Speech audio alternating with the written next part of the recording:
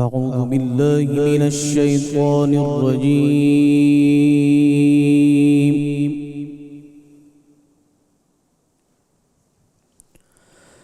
بسم الله الرحمن الرحيم.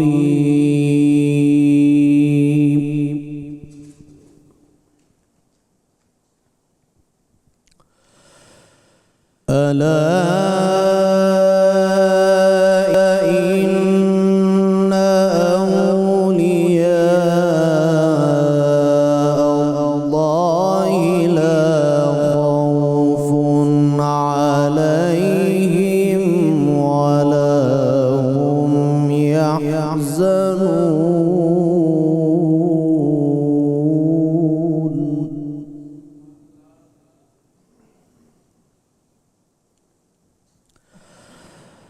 الذين آمنوا وكانوا يتقون لهم البشرى في الحياة الدنيا وفي الآخرة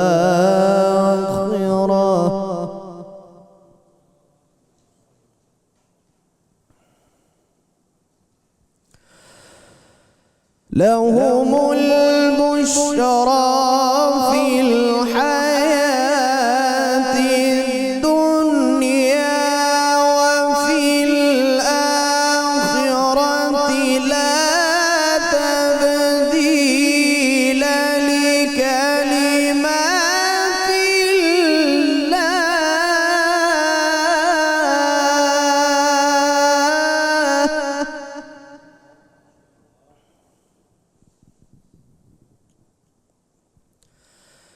لا تبديل لكلمات الله ذلك هو الفوز العظيم.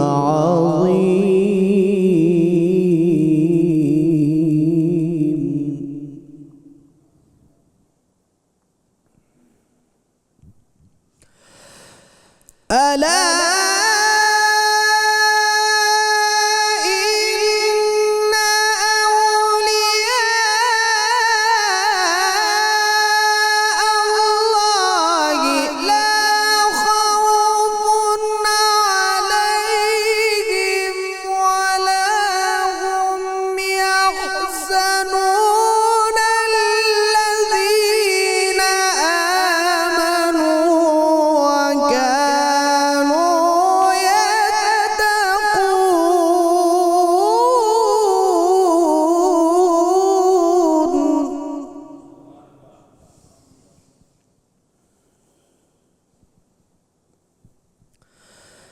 لهم البشرى في الحياة الدنيا وفي الآخرة لا تبديل لكلمات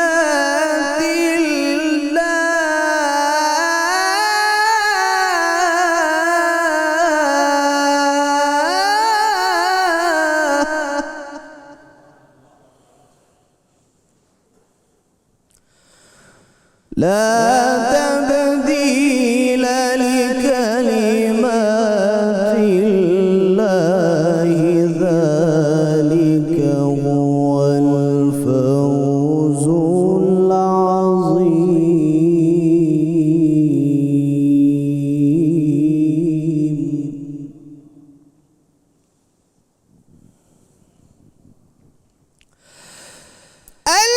الذين آمنوا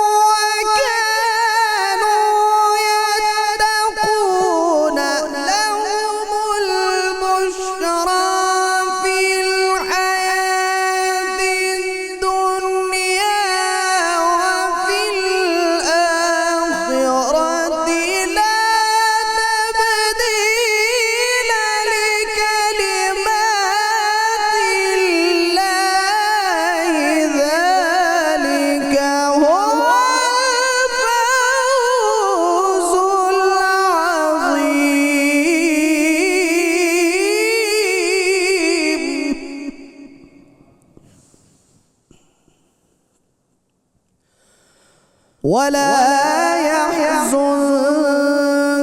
قولهم إن العزة لله جميعا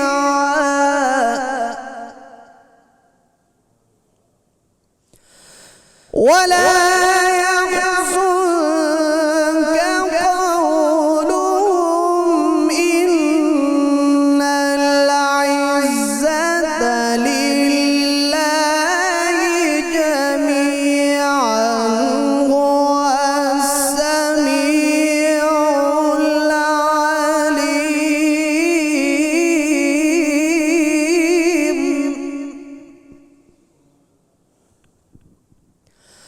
ولا يحزنك قولهم إن العزة لله جميعا هو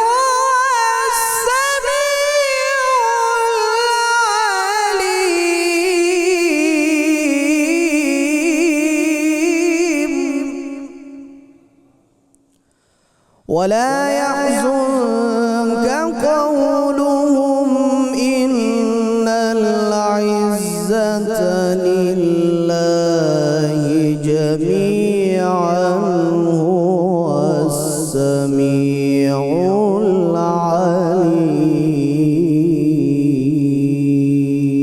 العليم صدق الله العظيم.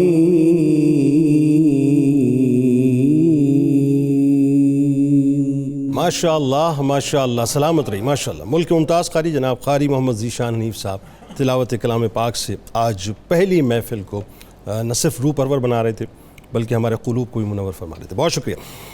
الحمدللہ رب العالمین والصلاة والسلام علی سید الانبیاء والمرسلین.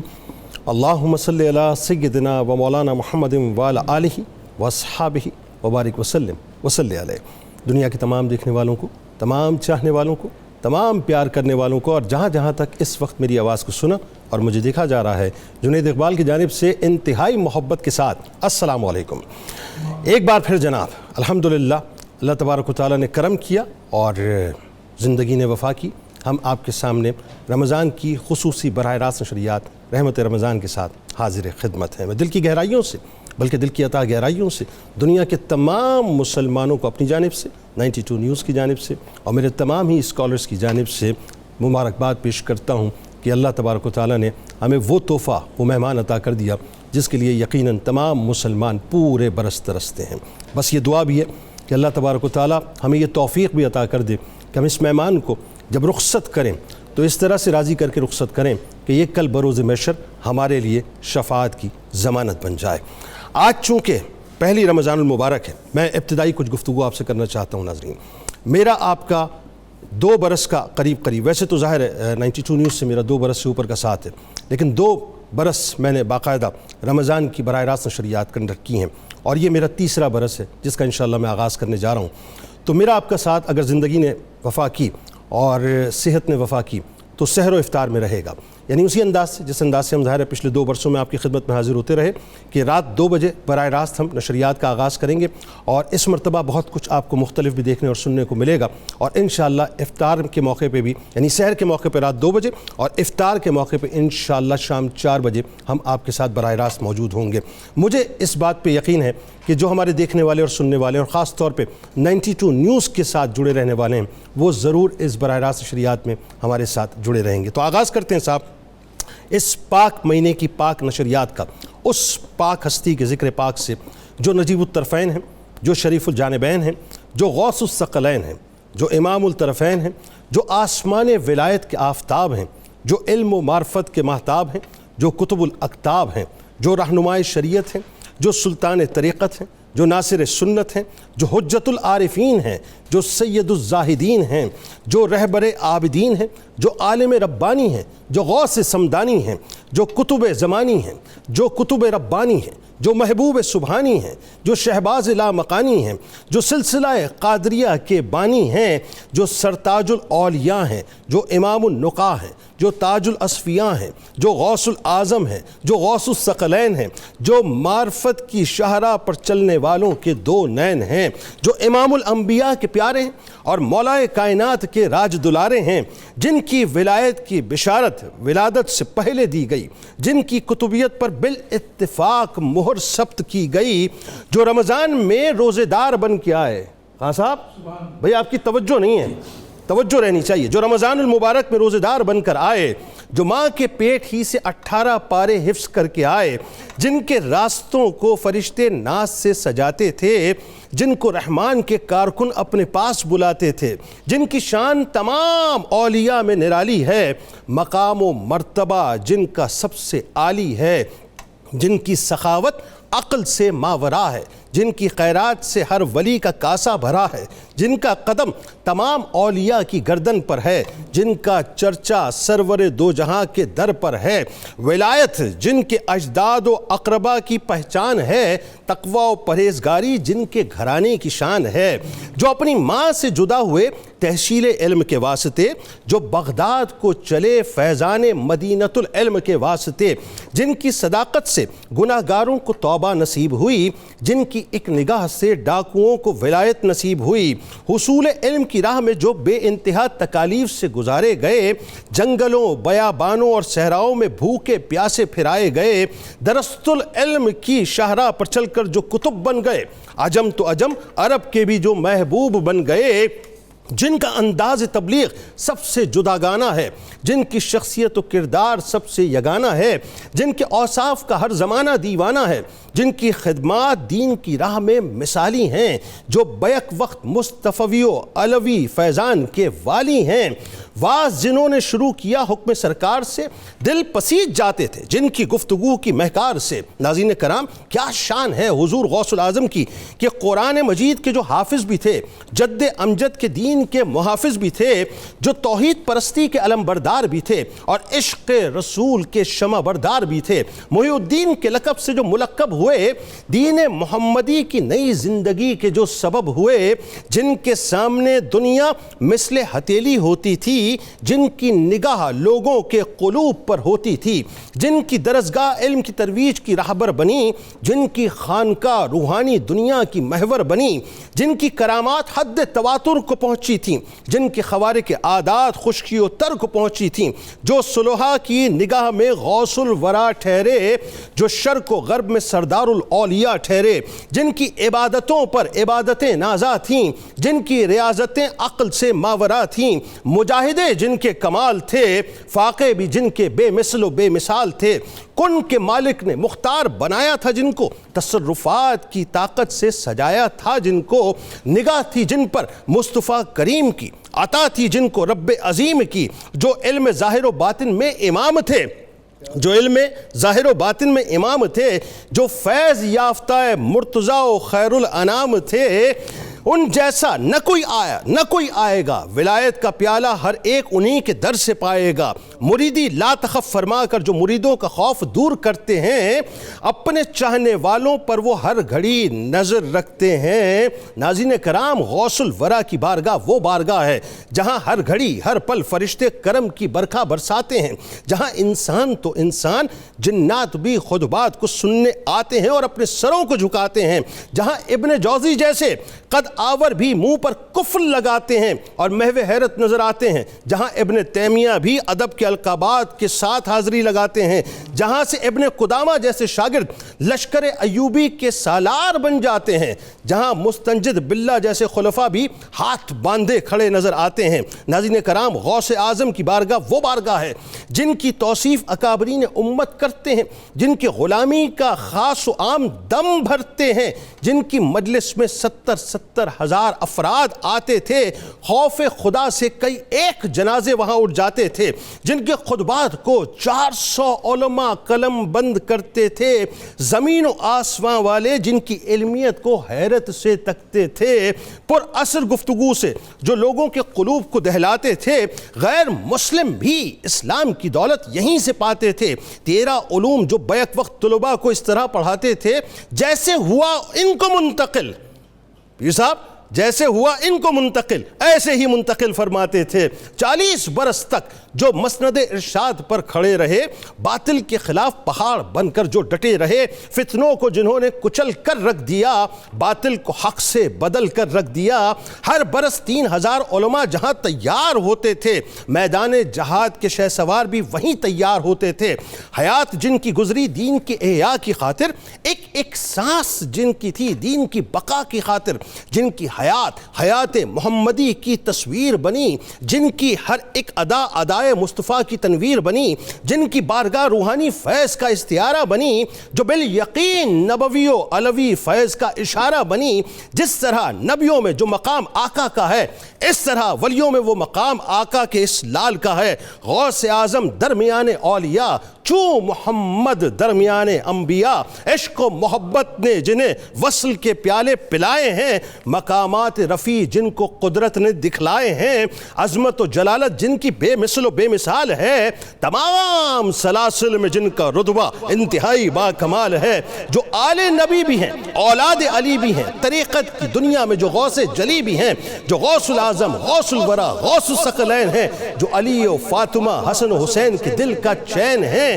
بس یوں کہیے، یوں کہیے، یوں کہیے کہ وہ جن کی روحانی حکومت لامکانی ہے، وہ جن کی روحانی حکومت لامکانی ہے، ہمارے عقیدے میں وہ محبوب سبحانی حضرت شیخ عبدالقادر جیلانی رضی اللہ تعالیٰ عنہ۔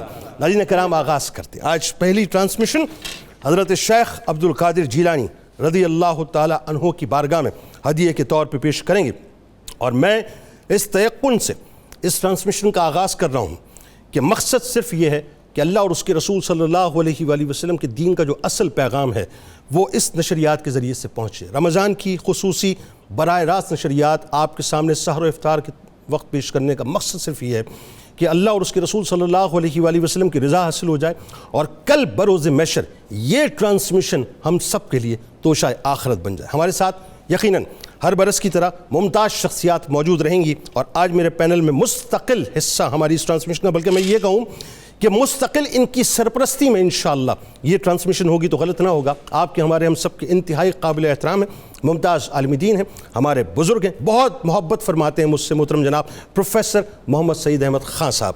دوسری شخصیت ہمارے بزرگ ہیں، ممتاز اسکالر ہیں، ان کا بھی بہت پیار ہے میرے ساتھ، جناب ڈاکٹر شبیر احمد جامی صاحب تشریف فرمائیں۔ اور تیسری شخصیت میرے بہت ہی ہردل عزیز ہیں، اور بڑی ایک الفت کا ان کا میرا تعلق ہے، ممتاز عالم دین ہیں جناب پیر سید شمس الرحمن مشہدی صاحب۔ تینوں آپ کو السلام علیکم، خوش آمدید۔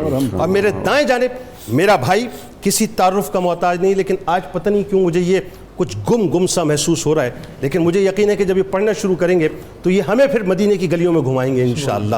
آپ کے ہمارے ہم سب کے بہت ہی پسندیدہ ہیں جناب شیر میاداد خان صاحب، اپنے تمام ساتھیوں کے ساتھ موجود ہیں۔ آپ کو بھی خوش آمدید، السلام علیکم، اور آپ تمام احباب کو میں دل کی عطا گہرائیوں سے رمضان کی مبارکباد پیش کرتا ہوں۔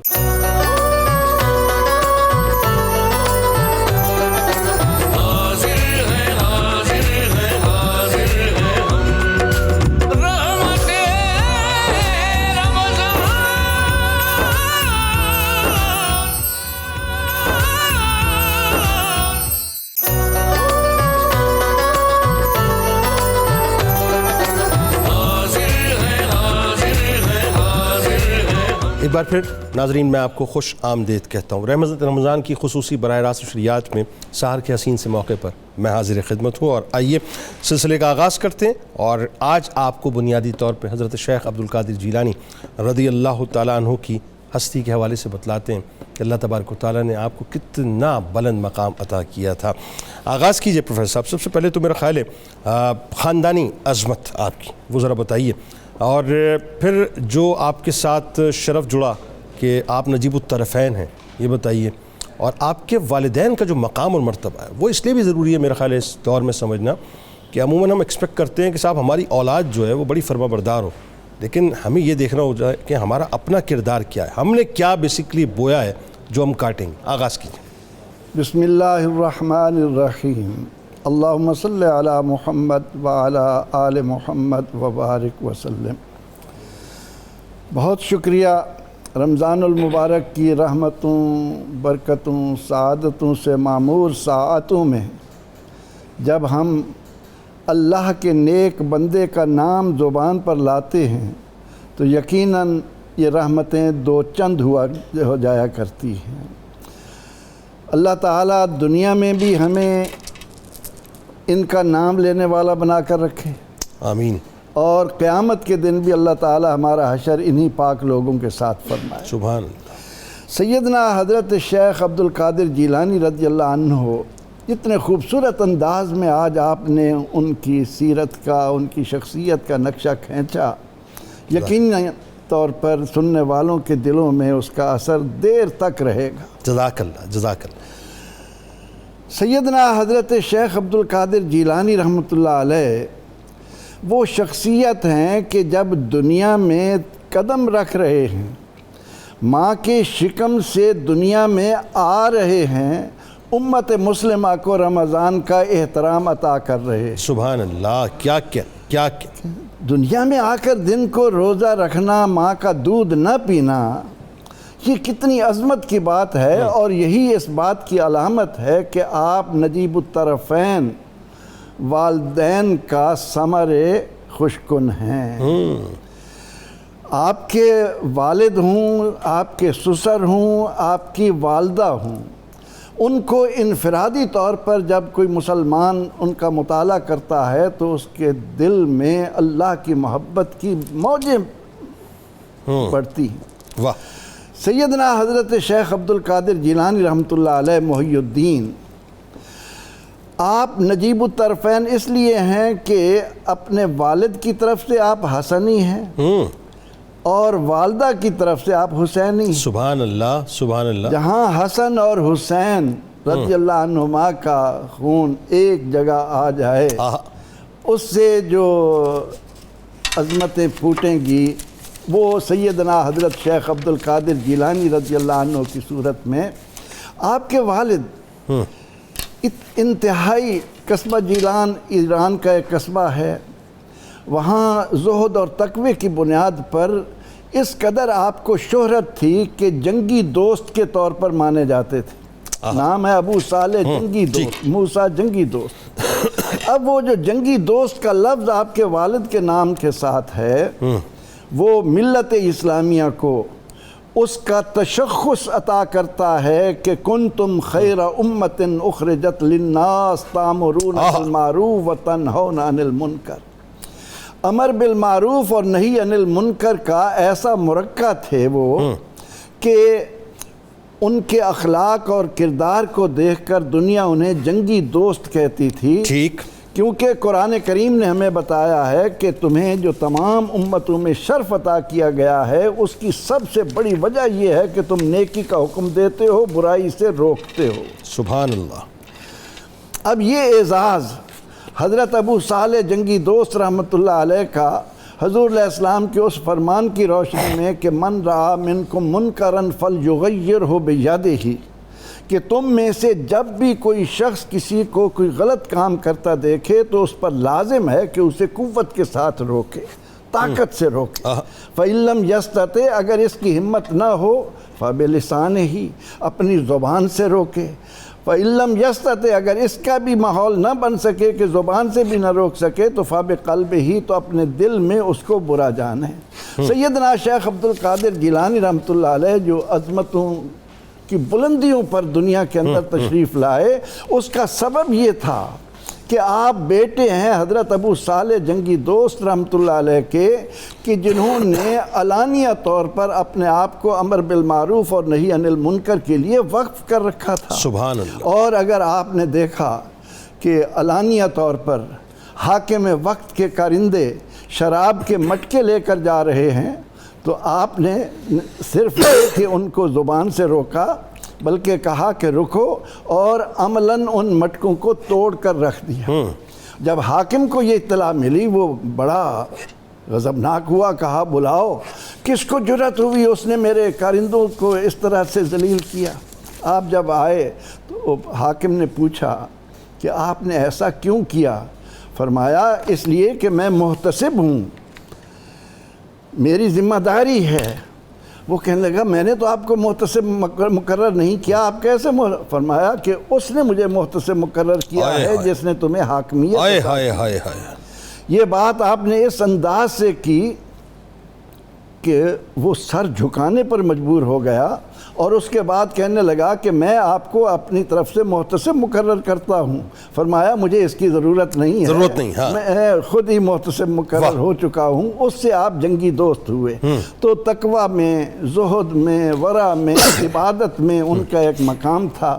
اور پھر جو ان کی زندگی کے ساتھ ایک خاص واقعہ ہمیں ملتا ہے کہ زہد و ورع کی انتہا ہے کہ بہتا ہوا سیب پکڑ لیا، بھوک تھی اسے کھا لیا، لیکن اس کے بعد یہ خیال آیا کہ موسیٰ جنگی دوست تجھے کسی نے دیا نہیں، تم نے خریدا نہیں، تم نے اس کو اپنے وجود کا حصہ بنا لیا ہے۔ کیا تمہیں معلوم نہیں کہ جسم کا جو حصہ حرام مال سے پلے گا اس پر جنت کی خوشبو حرام کر دی جاتی ہے؟ اس لیے متفکر ہوئے اور اس جگہ کو تلاش کیا، اور وہاں آپ کے بیٹے کے نانا حضرت عبداللہ صومعی سے ملاقات ہو گئی، جو اس تلاش میں تھے شاید کہ اللہ تعالیٰ نے انہیں ان سے ملایا۔ اور ادھر ابو صالح موسیٰ جنگی دوست، ادھر عبداللہ صومعی کا لفظ بتاتا ہے کہ انہیں خانقاہ اور عبادت سے کتنا تعلق تھا۔ ان دونوں کے تعلق سے اللہ تعالیٰ نے سیدنا عبد القادر جیلانی امت کو عطا کیا، جو امام التقیٰ بھی ہے، امام النقاء بھی ہے، اور جلوہ شان قدرت۔ کیا خوبصورت تمہید ہے۔ آئیے ذرا ڈاکٹر صاحب آپ بھی اپنا حصہ ڈالیے کہ محمد کا رسولوں میں ہے جیسے مرتبہ اعلیٰ، ہے فضل اولیاء میں یوں ہی رتبہ غوث اعظم کا، عطا کی ہے بلندی حق نے اہل اللہ کے جھنڈے کو، مگر سب سے کیا اونچا پریرا غوث اعظم کا۔ ڈاکٹر صاحب ذرا یہ بتائیے، حضور غوث العظم دستگیر حضرت شیخ عبد القادر جیلانی رضی اللہ تعالیٰ عنہ کی آمد سے پہلے آپ کی ولادت اور آپ کی ولایت، کیسی کمال بات ہے کہ ولادت کی بھی بشارت ہے اور ساتھ ساتھ ولایت کی بھی بشارت ہے، ذرا وہ بتائیے۔ بسم اللہ الرحمن الرحیم۔ سرکار غوث اعظم رحمۃ اللہ علیہ کے بارے میں بڑی خوبصورت باتیں ہو رہی ہیں۔ اللہ تعالیٰ کا ایک نظام قدرت ہے کہ اللہ تعالیٰ جس موڑ پر شخصیات کو بھیجتا ہے اس موڑ پر ان شخصیات کا آنا لازمی ہوتا ہے۔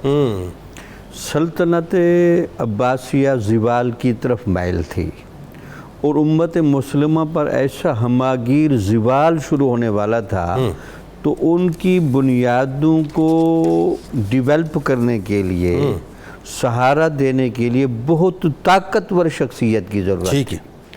اس جگہ کی فلنگ کے لیے سرکار غوث اعظم کو بھیجا گیا۔ اللہ۔ اب چونکہ ضرورت اتنی بڑی تھی تو اتنی زوردار قد و قامت والی شخصیت آئی جس کے اندر حضرت امام حسن جیسا حلم و حکمت بھی ہو، اور حضرت امام حسین جیسا وقار و شجاعت بھی ہو۔ واہ سبحان اللہ۔ وہ سنگم آپ بن کے جب دنیا میں تشریف لائے تو اس وجہ سے پھر آپ کا چرچہ عالم روحانیت میں بھی شروع ہو گیا۔ اس کے بارے میں تو باقاعدہ حدیثیں موجود ہیں، جس طرح انبیاء مبعوث ہوتے ہیں، مجددین کے لیے بھی حدیث میں لفظ مبعوث ہونے کا آیا ہے۔ یہ بھی باقاعدہ بنائے جاتے ہیں اور ان کا باقاعدہ پہلے سے انتخاب ہوتا ہے۔ تو آپ کو جو مجدد اعظم کا اپنے زمانے میں درجہ ملا تو وہ اسی تناظر میں تھا۔ اس لیے حضرت جنید بغدادی رحمۃ اللہ علیہ کے بارے میں مشہور ہے کہ آپ ایک دفعہ اپنے اعتبار سے سوچنے لگے کہ ہم بہت اونچے مقام و مرتبے پر اور ایک انوکھے مقام پر آ گئے ہیں، تو وہاں حضور غوث اعظم کی روح مبارک آپ کے سامنے پیش کی گئی کہ آپ کے جان نشینوں میں اتنے روحانی ببر شیر بھی آ رہے ہیں۔ تو وہ آپ کی جب روحانیت ظاہر ہوئی تو حضرت جنید بغدادی کو بڑی خوشی ہوئی کہ اچھا ہمارے ہاں بھی ہمارے بعد اپنے اپنے ادوار میں اتنے طاقتور ولی اور اللہ کے منتخب لوگ آ رہے ہیں۔ پھر آپ نے دیکھا کہ اللہ تعالیٰ کا ایک نظام ہے، ظاہری اسباب بھی ساتھ ملتے ہیں، ٹھیک، نظام قدرت بھی چل رہا ہوتا ہے۔ تو ایک تو آپ کے والدین کی تقوی اور طہارت، ٹھیک، اور والدین کا قرآن مجید کی وہ تلاوت کرنا کہ وہ تلاوت وہ رحم میں موجود بچے تک روحانی اثرات منتقل، اللہ اکبر۔ اور آج سائنس یہ پروف کر رہی اس کو ہے proof کہ کر جو رہی ہے۔ ماں کرتی ہے اس کے اثرات بچے کو اس کے اثرات پہنچتے ہوتے ہیں۔ بالکل ٹھیک۔ تو حضور غوث پاک کی اس سیرت سے ہمیں یہ سبق لینا چاہیے کہ جو میں کہتے ہیں کہ ہمارا بچہ حضور غوث پاک کا صحیح متبع ہو، اس لائن پر چلنے والا ہو اور اسلام کے فیض اور برکت کو ظاہر کرنے والا ہو، تو ان کو چاہیے، ویسے بھی ماہ رمضان کا مہینہ ہے اور اس میں تلاوت کے ساتھ تو ویسے شغف ہونا چاہیے، لیکن میں اگر باقاعدہ معمول بنا لیں تو ان کے اثرات ان کے بچوں تک منتقل ہوتے ہیں۔ بالکل ٹھیک۔ تو پھر آپ نے جیسے سنا کہ آپ کے والد صاحب کو بھی خواب ہے، والدہ صاحبہ کو بھی خواب ہے، آپ کے نانا جی کو بھی خواب ہے کہ آپ کے ہاں جو بچہ پیدا ہونے والا ہے یہ حضور نبی اکرم صلی اللہ علیہ وسلم کی رحمت للعالمینی کا صحیح مظہر بن کے آئے۔ سبحان اللہ۔ تو وہ خواب بھی اس کے ساتھ وابستہ ہوئے۔ پھر روحانی طور پر مقام و مرتبے میں صوفیاء نے ذرا اولیاء کے طبقات کو سمجھانے کے لیے ایک رخ رکھا ہوا ہے، تو کہتے ہیں کہ سرکار غوث اعظم کو نسبت اویسیت کا بڑا فیض ہے۔ اچھا، نسبت اویسیت کیا ہوتی ہے کہ بعد زمانی اور مکانی کے باوجود بھی ڈائریکٹ فیض ملتا ہے۔ اللہ، یعنی حضور نبی اکرم صلی اللہ علیہ وسلم نے حضرت علی رضی اللہ تعالیٰ عنہ نے براہ راست آپ کو فیض دیا۔ تو باقی واقعات تو بعد میں آئیں گے۔ جب آپ کو واعظ و تبلیغ کے لیے منتخب کیا گیا تو باقاعدہ آپ کے منہ میں لعاب دہن ڈالا گیا اور آپ کو وہ گویائی دی گئی اور پھر آپ کے اندر وہ روحانیت کی سارے فیوزات منتقل۔ اللہ اکبر، اللہ اکبر۔ اس کے بعد حضور غوث العظم دستگیر حضرت شیخ عبد القادر جیلانی رضی اللہ تعالیٰ عنہ آفتاب ولایت بن کے پورے یعنی یوں کہیے کہ اولیاء کے آسمان پہ باقاعدہ چمکنے لگے۔ پیر صاحب ذرا یہ بتائیے، حضرت شیخ عبد القادر جیلانی رضی اللہ تعالیٰ عنہ کہ جب ہم بچپن کے حالات پڑھتے ہیں وہ بھی ما فوق العقل حالات ہیں، اور ایسے ایسے واقعات ہیں صاحب کہ ان واقعات ہی کو اگر ذرا ہم سمجھ لیں تو ہمیں اندازہ ہو کہ اللہ تبارک و تعالیٰ نے کس انداز سے آپ کو باقاعدہ اپنے دین کے کام کے لیے منتخب فرمایا اور کس انداز سے آپ کی تیاری فرمائی، بتائیے ذرا۔ بسم اللہ الرحمن الرحیم، اللہم صلی علی محمد وعلی آل محمد وبارک وسلم وصلی علیہ۔ جنید بھائی، ساری محفل ہی نور علی نور ہے، اور میں یہ جملہ نہیں کہوں گا تو شاید میں انصاف سے دور ہو جاؤں گا کہ آج جو جنید بھائی کے انٹرو میں لفظوں کی روانی تھی، کیا بات، یقیناً وہ اللہ اور اس کے رسول کی مہربانی تھی، عطائے حسنین و عطائے شیر یزدانی تھی۔ اللہ، یہ صرف جنید کی محنت نہیں، یہ بھی غوث اعظم کی مہربانی تھی۔ وہی کیا کہنے، کیا کہنے، کیا کہنے، کیا کہنے، سبحان اللہ۔ جنید بھائی، خوش بختی ہے ایسی بارگاہوں میں ہم لوگوں، ہم جیسے نکموں کا سلامی کے لیے منتخب ہونا اور یہ وقت نصیب ہونا۔ حضور غوث الثقلین کے بچپن کے حوالے سے آپ نے گفتگو کو روکا ہے اور میں اسی مقام سے ہی بات کرنا اپنے لیے شرف سمجھتا ہوں۔ بلا شبہ یہ ایک حقیقت ہے کہ اللہ تعالیٰ نے جس کو جتنا بڑا مقام دینا ہوتا ہے نا، اس کے عناصر ترکیبی میں وہ سسٹم رکھ دیتا ہے کہ آگے چل کے وہ اس مقام کے لائق ہو جائے۔ کیا کہنے بھی صاحب، سبحان۔ یہ ساری گفتگو جو ہوئی، آپ کے والد گرامی، آپ کی والدہ صاحبہ، یہ وہ عناصر ترکیبی تھے جنہوں نے آگے چل کے غوث اعظم کا روپ دھارنا۔ سبحان اللہ۔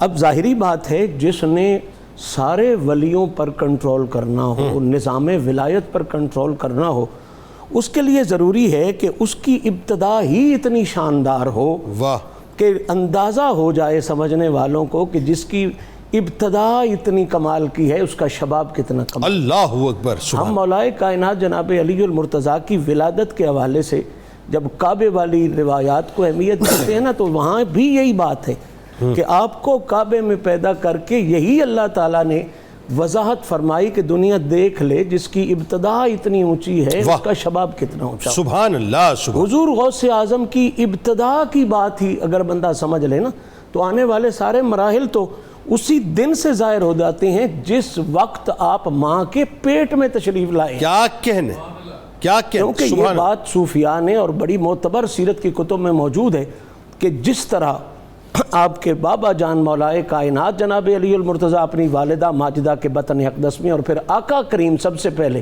اپنی والدہ کے بطن اقدس میں ذکر الہی فرمایا کرتے تھے، حضور غوث الثقلین کو بھی انہی کا صدقہ یہ فیضان حاصل تھا سبحان. کہ یہ بھی اپنی والدہ ماجدہ کے بطن اقدس میں ذکر الہی میں مصروف. اللہ. بلکہ یہاں تک تھا کہ جب مائی صاحبہ آپ کی والدہ ماجدہ چھینک مبارک سے فیضیاب ہوتی تو آپ باقاعدہ یرحمک اللہ کا آواز جو ہے وہ اپنے بطن اقدس سے سنا کرتے.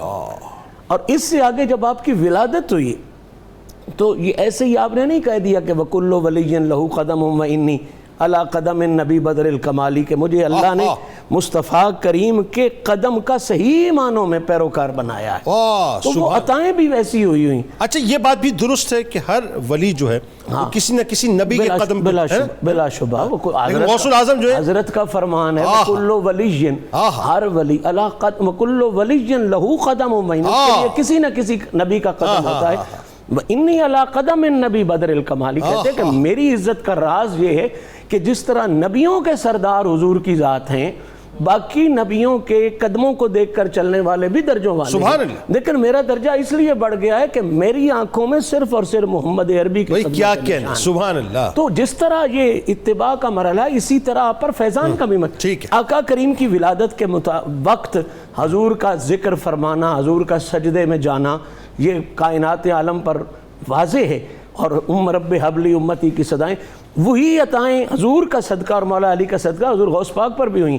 آپ کی والدہ ماجدہ بیان فرماتی ہیں کہ جب یہ بچہ پیدا ہوا تو اس کے ہونٹ بھی ہل رہے تھے اللہ. اور کان قریب کیا تو آواز ایک ہی آ رہی تھی اللہ اللہ اللہ اللہ اللہ.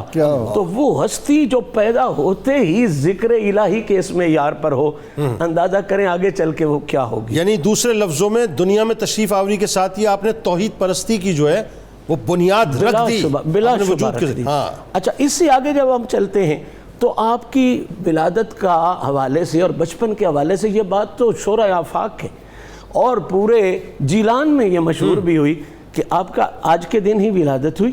اور یقیناً یہ ہستیاں سحری کے وقت تشریف لاتی ہیں، ان کی اکثریت یہی ہوتی ہے، رات جا رہی ہوتی ہے دن نہ رہا ہوتا.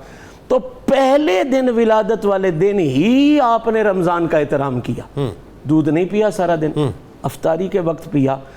آپ کی اس عادت شریفہ کی وجہ سے جیلان میں مشہور ہو گیا تھا کہ سیدوں کے گھر ایک بچہ پیدا ہوا ہے وہ ایسا ہے کہ جو دن کو روزہ رکھتا ہے اور اپنے بچپن میں ہی رات جو ہے وہ اس کیفیت میں گزارتا. اور اگلے سال جب چاند کا لوگوں کو پتہ نہیں چلا، وہ مسئلے بن جاتے ہیں کئی دفعہ چاند دیکھنے میں، جیسے آج بھی بن جاتے ہیں، لیٹ بھی چاند چڑھ جاتے ہیں. تو وہ لیٹ والا چاند کا جب مسئلہ بنا تو اتنی دیر اعلان والا سبب اس دور میں نہیں تھا. تو انہوں نے پھر ایک ہی حل کیا کہ چاہو وہ حضرت غوث پاک کے گھر میں یعنی آپ کے والد گرامی کے گھر میں پتہ کرو کہ کیا آج انہوں نے دودھ چھوڑ دیا ہے، نہیں پیا، یا پیا ہے. اگر انہوں نے پیا ہے تو پھر رمضان کا چاند نظر نہیں آیا، اور اگر انہوں نے نہیں پیا تو چاہے دنیا میں کسی نے نہیں دیکھا انہیں نظر آ گیا ہے اور انہوں نے رمضان کا روزہ رکھ لیا. واہ سبحان. یعنی سیدہ کائنات کے چاند کو دیکھ کے لوگ چاند کا حساب لگائیں. سبحان اللہ. اور پھر یہ بات بھی ذرا ذہن نشین رکھیں کہ آپ کی برکت ولادت اور بچپن کی یہ بھی دیکھیں کہ اس دن 1100 بچہ پیدا ہوا اس علاقے میں، اور ساروں کو اللہ نے غوث پاک کی ولادت کی برکت کے طور پہ سب کو اللہ نے ولایت کا تاج عطا فرمایا. اور آپ کے بچپن کی کیفیات جو آپ خود بیان فرماتے ہیں کہ میں جب کہیں کھیلنے جاتا تھا نا بچپن میں تو مجھے آواز آتی تھی عبدالقادر تجھے اس کام کے لیے تو نہیں پیدا کی. یہ وہ خوبصورت بچپن ہے جو وہ عطائیں وہ مہربانی کیا خوبصورت گفتگو آگے چل کے شباب کی صورت میں انتہا سلامت رہی. کیا خوبصورت گفتگو. اور وہی بات ہے کہ ناظرین کرام جن کے پروٹوکول کو فرشتے سیٹ کرتے ہیں ان کا مقام و مرتبہ میں اور آپ کیا بیان کریں گے صاحب. ہم تو صرف ظاہر حصہ ڈال رہے ہیں ان رفتوں میں، ورنہ ذرا سوچئے کہ جن کے آج ہمارے میں بلا تمثیل عرض کر رہا ہوں کسی منسٹر کسی مشیر کے آنے پہ آپ دیکھیں ایک باقاعدہ اسکاٹ جو ہے وہ آگے پیچھے چلتا ہے نا، سائرن بجاتا ہوا جو اسکاٹ چل رہا ہوتا ہے. یہ بلا تمثیل ظاہر موازنہ تو بنتا ہی نہیں ہے. ذرا سوچئے کہ جن کی مدرسے میں آمد سے پہلے فرشتے ان کے منتظر ہوں اور فرشتے ان کے لیے نشست کا انتظام فرمائیں، ان کے پروٹوکول کا اور ان کے اسکاٹ کا کیا عالم ہوگا؟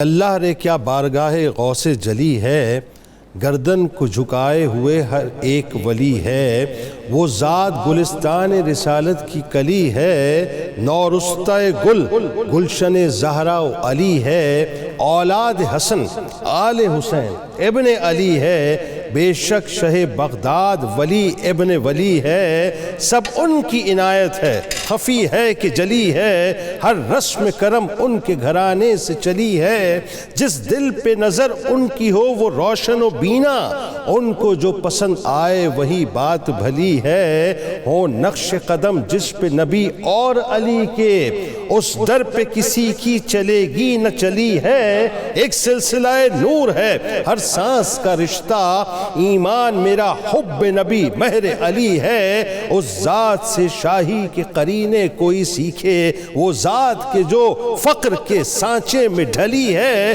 مجھ کو بھی محبت ہے بہت باد صبا سے، کیوں کر نہ ہو آخر تیرے کوچے سے چلی ہے، مشکل ہوئی آسان لیا نام جو ان کا، یورش غم و آفت کی میرے سر سے ٹلی ہے، ہر گام پہ سجدے کی تمنا ہے جبی کو، یہ کس کا در ناز ہے یہ کس کی گلی ہے، اللہ رے کیا بارگاہ غوث جلی ہے، گردن کو جھکائے ہوئے ایک ایک ولی ہے۔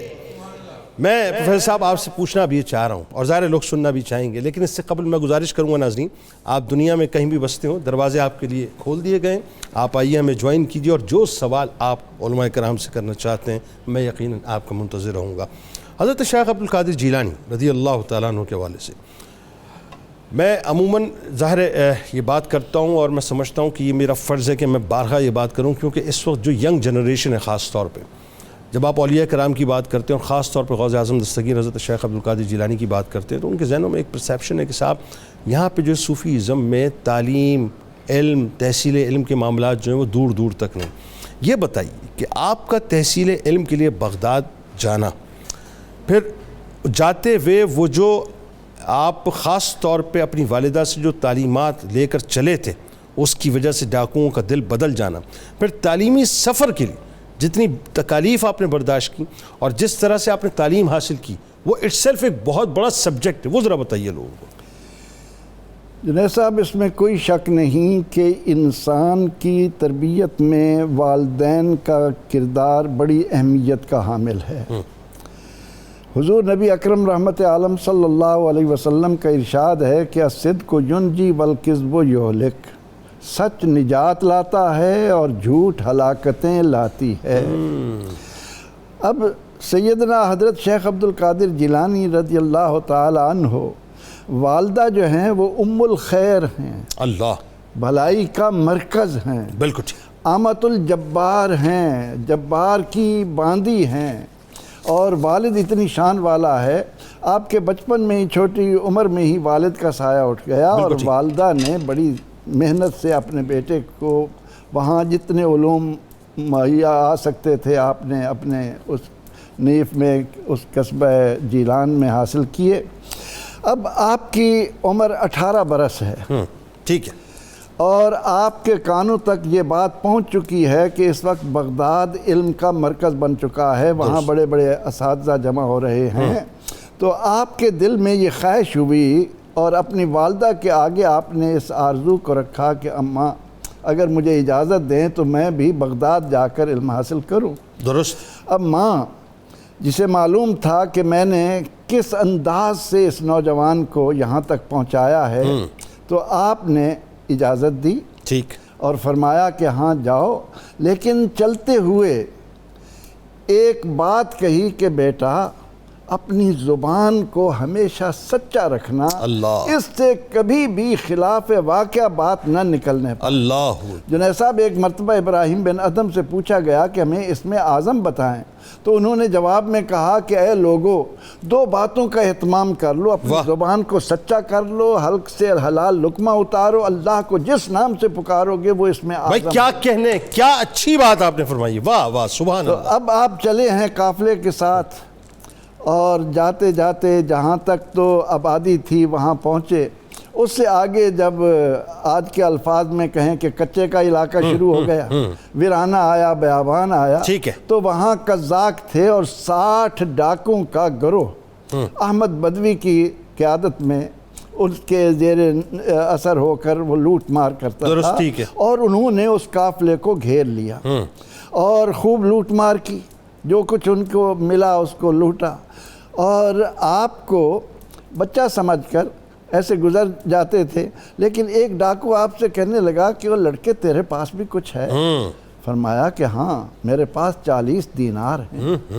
وہ حیران ہوا کہ یہ بچہ اس حالت کو دیکھ کر کہ ہم لوٹ مار کر رہے ہیں اور پھر بھی اس کو ظاہر کر رہا ہے، وہ پکڑ کر سردار کے پاس لے گیا ٹھیک کہ حضور یہ کہہ رہا ہے کہ میرے پاس 40 دینار ہیں۔ فرمایا کہ ہاں۔ آپ نے فوراً گدڑی کو کھولا اور اس میں سے 40 دینار نکال کر ان کے آگے رکھ دیے۔ ٹھیک۔ اب ڈاکوں کا سردار اس منظر کو دیکھ کر کہنے لگا، اب اثر تو تربیت کا تھا، اثر تو شخصیت کا تھا، کیا کہنے، زبان ایسی تھی۔ اب اس نے کہا کہ تم اس کو چھپا سکتے تھے، تم نے کیوں ظاہر کیا؟ کہنے لگے بڑی کمال کی بات آپ نے کہی جو آج ہمارے لیے مشعل راہ بن سکتی ہے۔ فرمایا کہ میری ماں کی مجھے نصیحت ہے کہ بیٹا جھوٹ کبھی نہیں بولنا، جھوٹ مت بولنا۔ اب یہ بات جب آپ کی زبان سے نکلی اور آپ بھی اخلاق اور کردار کا ایک کوہ صفا ہیں، تو احمد بدوی جو ڈاکوں کا سردار تھا اس کے دل میں یہ بات اس طرح سے اتر گئی، وہ کہنے لگا کہ آپ جوان ہو کر اس عمر میں اپنی ماں کی بات کو رد نہیں کر رہے، ماں کی بات کو یاد رکھا ہے، اور جھوٹ نہیں بول رہے۔ ہم پر تف ہے کہ ہماری اتنی زندگی ہوگی اور ہم نے اللہ کی باتوں کی اہمیت نہیں۔ جھوٹ کیوں بولیں فروغ مصلحت کے نام پر، زندگی پیاری صحیح لیکن ہمیں مرنا تو ہے۔ اب اتنی بات کا اثر یہ ہوا کہ فوراً انہوں نے آپ کے ہاتھ پر بیعت کی، تائب ہوئے، اور آپ نے اپنی نگاہ کامل سے ولی کی نگاہ میں وہ تاثیر دیکھی، بدلتی ہزاروں کی تقدیر دیکھی۔ کیا کہنے، تو 60 کے 60 ڈاکوں کا گروہ آپ کی اتنی سی بات کو دل میں لے کر وہ مسلمان تو کہلاتے ہوں گے لیکن ولایت کے درجے پر پہنچ گئے۔ اچھا، تکالیف بہت برداشت کی آپ نے۔ یہ ظاہر ہے کہ اس کے بعد آپ اتنی اب بغداد کی طرف آپ چل رہے ہیں۔ 400 میل کا فاصلہ ہے جیلان سے اور بغداد تک، اور تنہ تنہا آپ چلے، تنہا آپ تشریف لے جا رہے ہیں، اور پھر آپ فرماتے ہیں کہ میں نے عراق کے بیابانوں میں 25 سال جنگلوں میں گزارے ہیں، ویرانوں میں۔ وہاں پر مشایخ ابو سعید مخزومی سے ملاقات ہوئی اور اساتذہ کرام آپ کو ملے، آپ نے علم بھی حاصل کیا، لیکن علم کے ساتھ ساتھ آپ نے مولا کائنات کی اس بات کو کہ کم کھانا، کم سونا، کم بولنا، ان اصولوں کو سامنے رکھ کر آپ نے اپنی شخصیت کا نکھار اس انداز سے پیدا کیا کہ 25 سال بیابانوں میں اس انداز سے کہ کئی روز تک آپ کو کھانے پینے کو کچھ نہیں ملتا تھا، اور اگر کبھی کوئی جیلان سے آنے والا آپ کی ماں کی طرف سے کوئی نعمت آتی، کوئی تحفہ آتا، کوئی وہاں سے رقم آتی، تو فرماتے ہیں میرے لیے وہ دن عید ہو جاتا کہ اس دن مجھے، ورنہ یہ ہے کہ آپ نے انتہائی دقت کے ساتھ، اور پھر یہ کہ علم کے حصول کے لیے جو آپ نے مشقتیں اٹھائیں ان کا پھر آگے چل کر آپ دیکھیں کہ اثر بھی کیا ہوا۔ اچھا، آپ ایک بات خاص طور پر پروفیسر صاحب، یہ ایگزیکٹلی وہ دور ہے کہ امام غزالی علیہ رحمہ جو ہیں،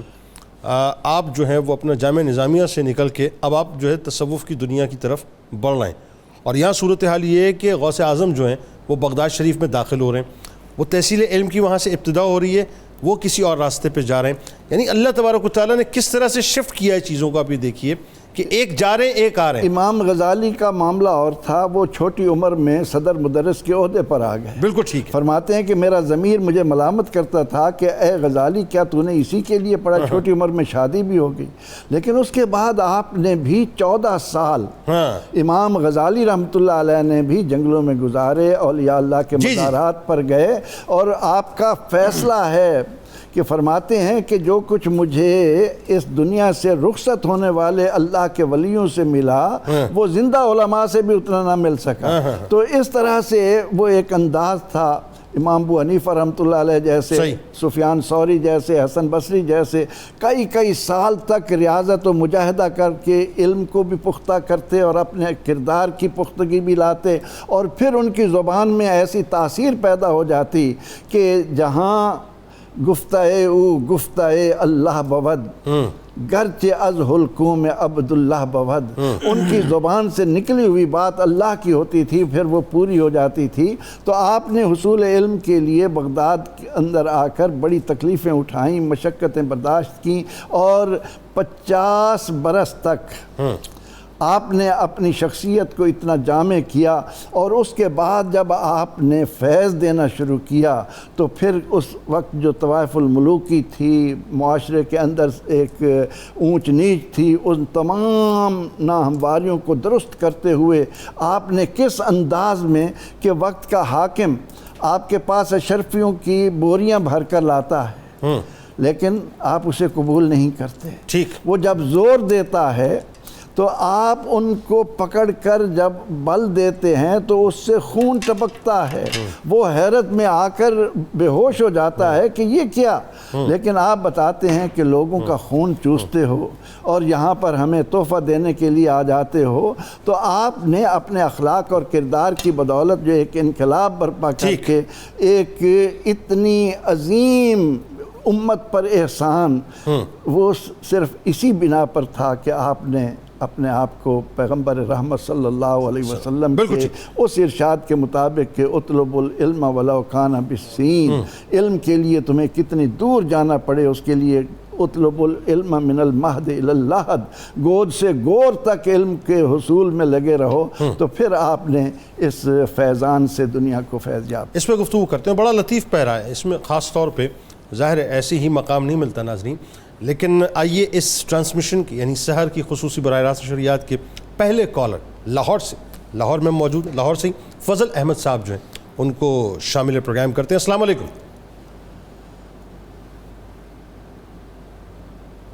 السلام علیکم.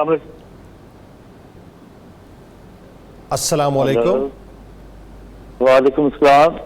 جناب فضل صاحب, تو میں نے پوچھنا تھا کہ جو ہم اصحال سواب کرتے ہیں جو مرحومین کو, اپنے والدین کو, فارغ کو, تو کیا ان کو یہ پہنچ جاتا ہے یا نہیں پہنچتا, جیسا اس کا اچھا, ایک تو یہ کہ آڈیو باہر دے دیجئے, والدین کو ایصال ثواب جو کرتے ہیں کیا ان کو پہنچ جاتا ہے, ایک جملے میں ذرا. نبی اکرم رحمت عالم صلی اللہ علیہ وسلم فرماتے ہیں جب انسان مرتا ہے اس سے تعلق منقطع ہو جاتا ہے مگر 3 سے نہیں ملتا, 3 سے تعلق ختم نہیں ہوتا. ان 3 میں تیسرے نمبر پر والد یدعو لہو, والد صالح یدعو لہو, کہ نیک اولاد ماں باپ کے لیے دعائے خیر کرتی ہے, وہ ان کو پہنچتی رہتی ہے. بالکل ٹھیک ہو گیا. عادل صاحب کراچی سے, السلام علیکم.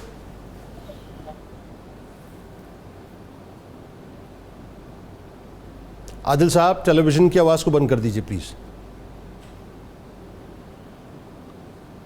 عادل صاحب. جی وعلیکم السلام. ٹیلی ویژن کی آواز کو بند کر دیجئے پلیز. جی بند ہے. جناب فرمائیے. سب کو پہلے رمضان مبارک. اچھا مجھے پوچھنا تھا کہ اگر رمضان کے چاند میں شک ہو تو اس صورت میں کیا کرنا چاہیے؟ رمضان کے چاند پہ کیوں شک کر رہے ہیں ہم؟ بس شہادت, اگر مجھے شک ہو کہ شہادت نہ مل رہی ہو تو اس صورت میں کیا کرنا چاہیے؟ اچھا چلیں یہ تو مسئلہ آپ کا حل کر دیتے ہیں. میرا خیال ہے پیر صاحب آپ ہی اپروپریٹ شخصیت ہے رمضان کے چاند کی شہادت کے حوالے سے, آپ جواب بتائیے ذرا, بلکہ کالر کو اور اجازت سے شامل کر لیتے ہیں. محمد ارشد صاحب گجرانوالے سے, السلام علیکم. جناب.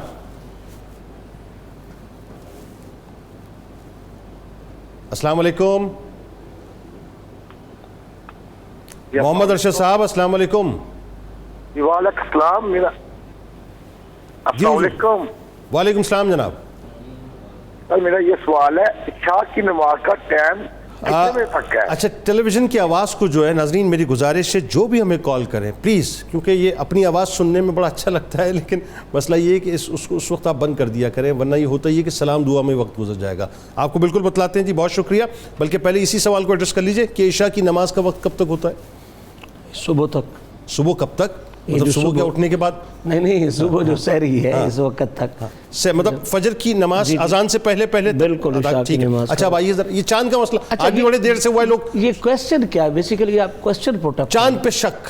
اچھا وہی انہوں نے چاند پہ شک کر لیا ہے اس وقت. تو ظاہری بات ہے جنید بھائی ایسی کوئی صورتحال پیش نہیں آ سکتی کیونکہ یہ جو کمیٹی بنا دی گئی ہے یہ اسی بات کے لیے ہے کہ شک کو دور کرے، شک کو دور کیا جائے. ٹھیک ہے. اور اس کا فائدہ کیا ہے یہی مقصد ہے اس میں. اور یہ ہماری ایک غلط فہمی ہے، میں چونکہ خود ریلیٹ رہا ہوں اس سے مجھے پتہ ہے اچھی طرح کہ اس میں صرف علماء نہیں ہیں، اس میں محکمہ موسمیات کے لوگ بھی ہوتے ہیں، اس میں سائنٹیفک تجربات کے ساتھ بھی بات ہوتی ہے اور یہ متفقہ مطلب اس میں یہ ساری باتیں دیکھ کے اب یہ اس بات پہ پریشان ہو جانا کہ اعلان لیٹ کیوں ہوا ہے، اس میں یہ بات ہے کہ اگر مطلع ابر آلود ہو اور شہادتیں دور سے کہیں اور سے وصول ہوں تو ان شہادتوں پر جرا کرنا بڑا ضروری ہے اور ان شہادتوں کو صحیح لیول تک لانے کے لیے گفتگو کرنی پڑتی ہے. اس لیے تھوڑا بہت اعلان لیٹ ہو سکتا ہے، یہ کوئی اچھمبے کی بات نہیں. کوئی پرابلم تو نہیں ہے، شک کرنے کی گنجائش نہیں. بالکل ٹھیک ہے. ویسے بھی چاند پہ شک کیا ڈاکٹر صاحب آئیے ذرا اب آپ یہ بتائیے کہ حضور غوث الاعظم دستگیر حضرت شیخ عبد القادر جیلانی رضی اللہ تعالیٰ عنہ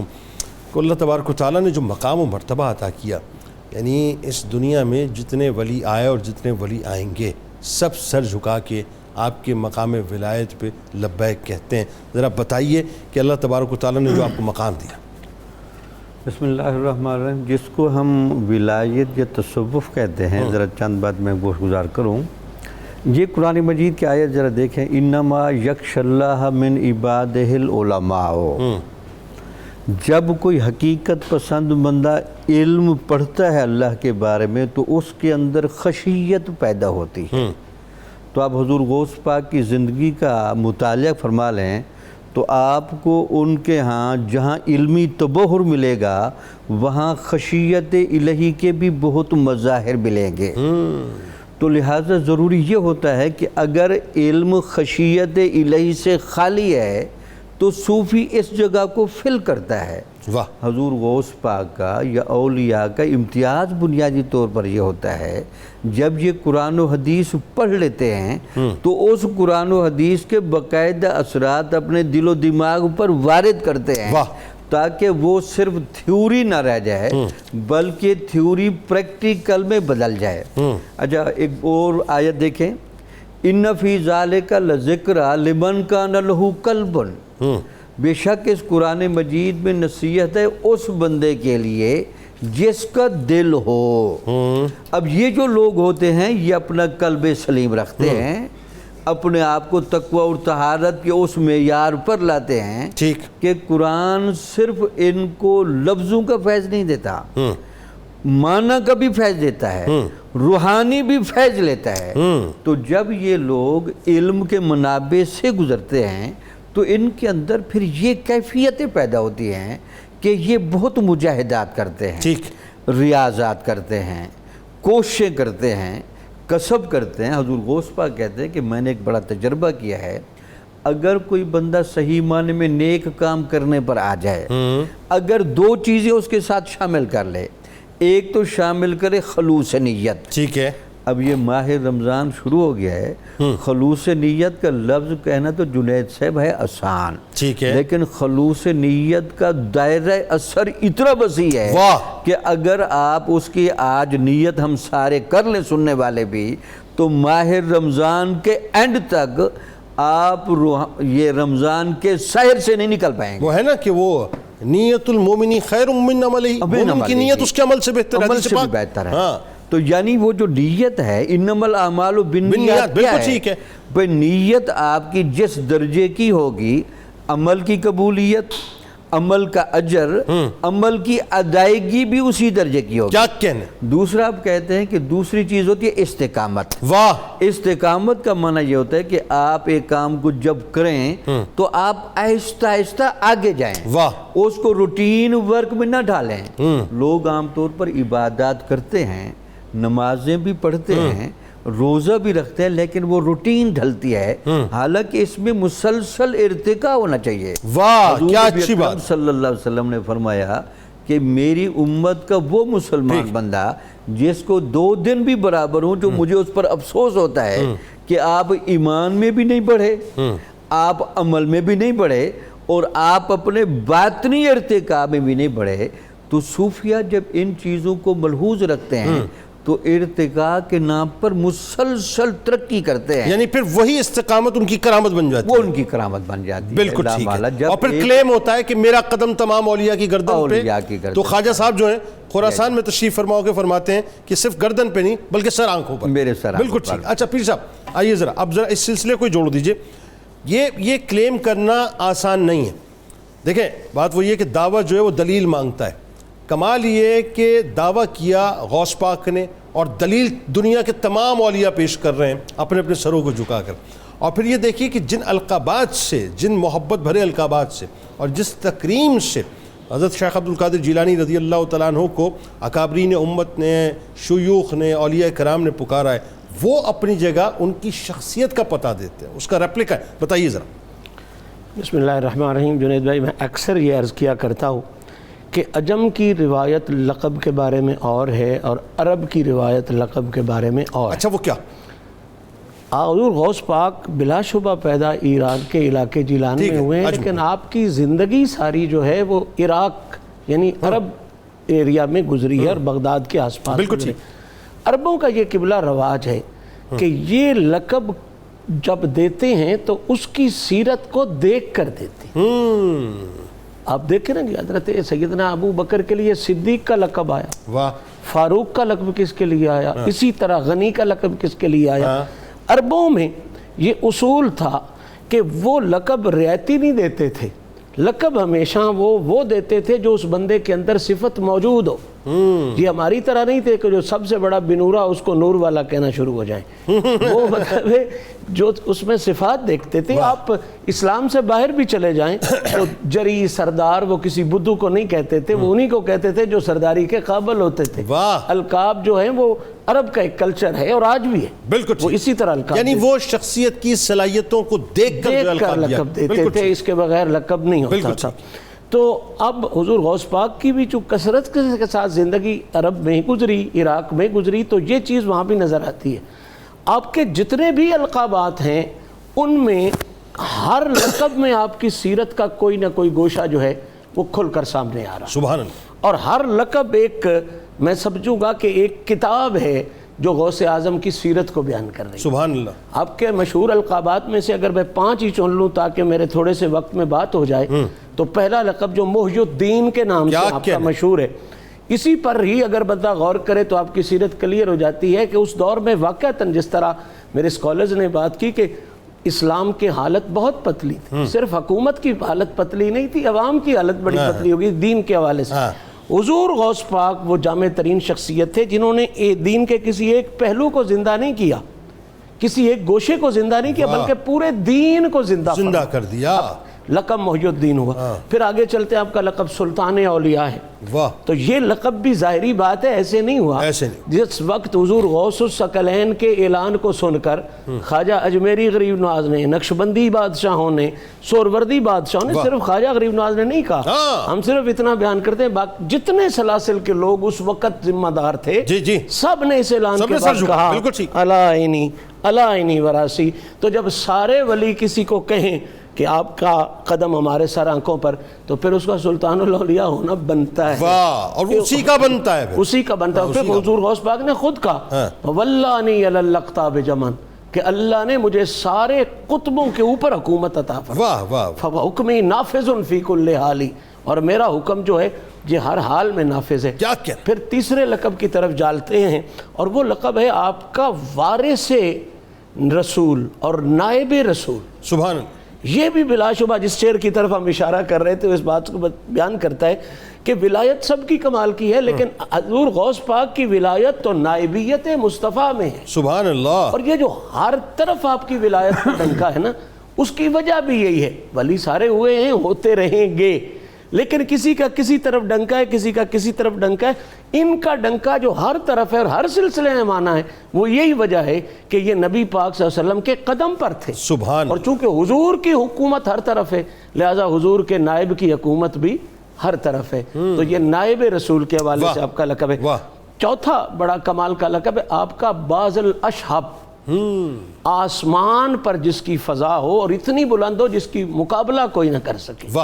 تو آپ نہ صرف آپ کی ولایت کے ڈنکے زمینوں پہ بجے ہیں، بلکہ آپ کی عظمت و کرامت کے ڈنکے آسمانوں پہ بجے. خود آپ کا فرمان ہے تبولی فی السماء والارض دقت وشاؤس السعادت قد بدالی، کہ میرے ڈنکے زمینوں پہ نہیں ہیں، حضور کی عطا سے، اللہ کے کرم سے میرے ڈنکے اللہ نے آسمانوں پہ بھی بجائے ہوئے. کہنے ایسے ہی تو نہیں کہ جاتے ہوئے فرشتوں کو بھی کہہ دیتے تھے بھئی ابھی نہیں لے جانا، اس کو واپس لے آؤ. ڈنکے بجے ہوئے تھے. تو یہ باز اشہب بھی ہیں. پھر آپ کا ایک بہت معروف نام ہے جو ہمارے ہاں نہیں کہا جاتا، وہ ہے، اسے کہتے ہیں جی خزانۃ الاسرار. اچھا. آپ کا ایک بڑا معروف لقب ہے سیرت کی کتابوں میں کہ پوشیدہ رازوں کا خزانہ. جس بندے نے قصیدہ غوثیہ پڑھا ہے وہ اس بات کو بڑی اچھی طرح سمجھ سکتا ہے. ہمارے 92 کا اعزاز ہے، غالباً ہر افطار میں قصیدہ غوثیہ پڑھا جاتا ہے. تو اس میں آپ نے بار بار اپنے راز کو وَلَوْ أَلْقَيْتُ سِرِّي، اگر میں اپنا راز جو ہے وہ پہاڑوں پہ واضح کر دوں تو وہ ریزہ ریزہ ہو جائے. اور وہ راز کیا ہے؟ وہ وہی راز ہے جو خصوصی ایک، میں اس کو شاید لفظوں کا نام نہ دے سکوں، لیکن وہ خاص روحانیت کا ایک لیول ہے کہ جس کو کوئی چیز برداشت نہیں کر سکتی. اللہ نے اس راز کا امین عبد القادر جیلانی کو بنایا. بھائی کیا کہنے، کیا خوبصورت تمہید اور کیا خوبصورت گفتگو. اور کیوں نہ ہو، ظاہر خواب میں جب سرکار مدینہ صلی اللہ علیہ وآلہ وسلم اپنا لعاب دہن مبارک آپ کو عطا فرمائے، مولا کائنات اپنا لعاب دہن مبارک. یہ آپ کی مجالس میں آ رہا ہے انشاءاللہ، مجالس کی کیفیات گفتگو کرتے ہیں ابھی انشاءاللہ.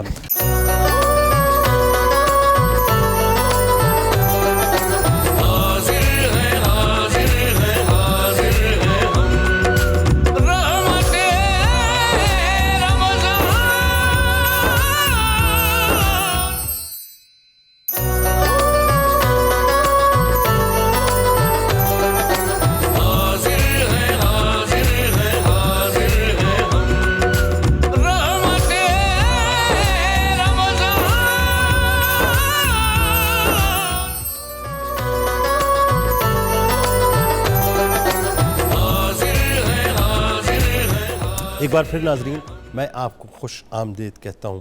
رحمت رمضان کی خصوصی براہ راست نشریات ہے. سحر کا حسین سا موقع ہے اور حضور غوث العظم دستگیر حضرت شیخ عبد القادر جیلانی رضی اللہ تعالیٰ عنہ کی ولادت کا بھی حسین سا موقع ہے. بات ہو رہی ہے حضرت شیخ عبد القادر جیلانی رضی اللہ تعالیٰ عنہ کے مقام مرتبے کے حوالے سے. ناظرین ذہن میں رکھیے، اللہ تبارک و تعالیٰ جب کسی کو کوئی مقام دینا چاہتا ہے نا تو پھر ظاہر ہے اس کے لیے مختلف قسم کے اسباب بھی پیدا کر دیا کرتا ہے، جیسا کہ ابتدا میں گفتگو ہوئی. اور وہی بات ہے جب اللہ تبارک و تعالیٰ وہ مقام اس شخصیت کو عطا کر دیتا ہے تو پھر دنیا اس کو یقیناً جھک کے سلام کرتی ہے. حضرت شیخ عبد القادر جیلانی رضی اللہ تعالیٰ عنہ کی پوری حیات طیبہ ناظرین اگر آپ دیکھیں تو خاص طور پہ آپ کو ایک بات نظر آئے گی کہ آپ کو آپ کی زندگی کے اندر دنیا نے جد و جہد مسلسل کرتے ہوئے دیکھا. جیسا کہ پروفیسر صاحب نے فرمایا 50 یا 51 برس تک تو آپ کی انتھک جد و جہد ہے، اور اس کے بعد جب آپ نے مجالس کا اور دروس کا سلسلہ شروع کیا ہے اس پہ جا کے ہم آگے کلام کرتے ہیں. لیکن میں چاہوں گا سب سے پہلے ذرا پروفیسر صاحب یہ بتائیے، جو علمی مقام اور مرتبہ آپ کا ہے، یعنی اگر آپ صوفیہ کے امام ہیں تو آپ علماء کے بھی امام ہیں، بتائیے ذرا، اور آپ کی تصنیف کے بارے میں بھی خاص طور پہ بتائیے. اس میں کوئی شک نہیں کہ سیدنا حضرت شیخ عبد القادر جیلانی رضی اللہ عنہ نے اللہ کے اس ارشاد کی یعلمہم الکتاب والحکمت ویزکیہم، علم، حکمت اور تزکیہ، ان تینوں کو اپنی ذات میں جمع کیا. بے شک. اور وقت کے علماء سے آپ نے جس محنت کے ساتھ، جس دقت نظر کے ساتھ پڑھا، اس کا نتیجہ یہ تھا کہ جب آپ طلباء کو پڑھانے کے لیے بیٹھتے یا مجلس واعظ میں اپنی گفتگو شروع کرتے تو لوگ حیران ہوتے، اور بڑے بڑے علماء اس محفل میں حیرت میں ڈوب جاتے کہ ہم تو اس آیہ کریمہ کی زیادہ سے زیادہ 11 یا 13 تشریحات تک جاتے ہیں، لیکن جب آپ اس آیہ کریمہ کی علمی گتھیاں سلجھانا شروع کرتے تو 40 اقوال تک ابن جوزی یعنی، اور اس کی وجہ کیا تھی؟ اس ضمن میں علماء نے ایک بڑا خوبصورت واقعہ لکھا کہ آپ جب پڑھ کر اور انتہائی شخصیت کو نکھار چکے ہیں تو حضور سید عالم صلی اللہ علیہ وسلم نے خواب میں فرمایا کہ بیٹے اب تم واعظ کرنا شروع کرو، لوگوں تک فیض پہنچاؤ۔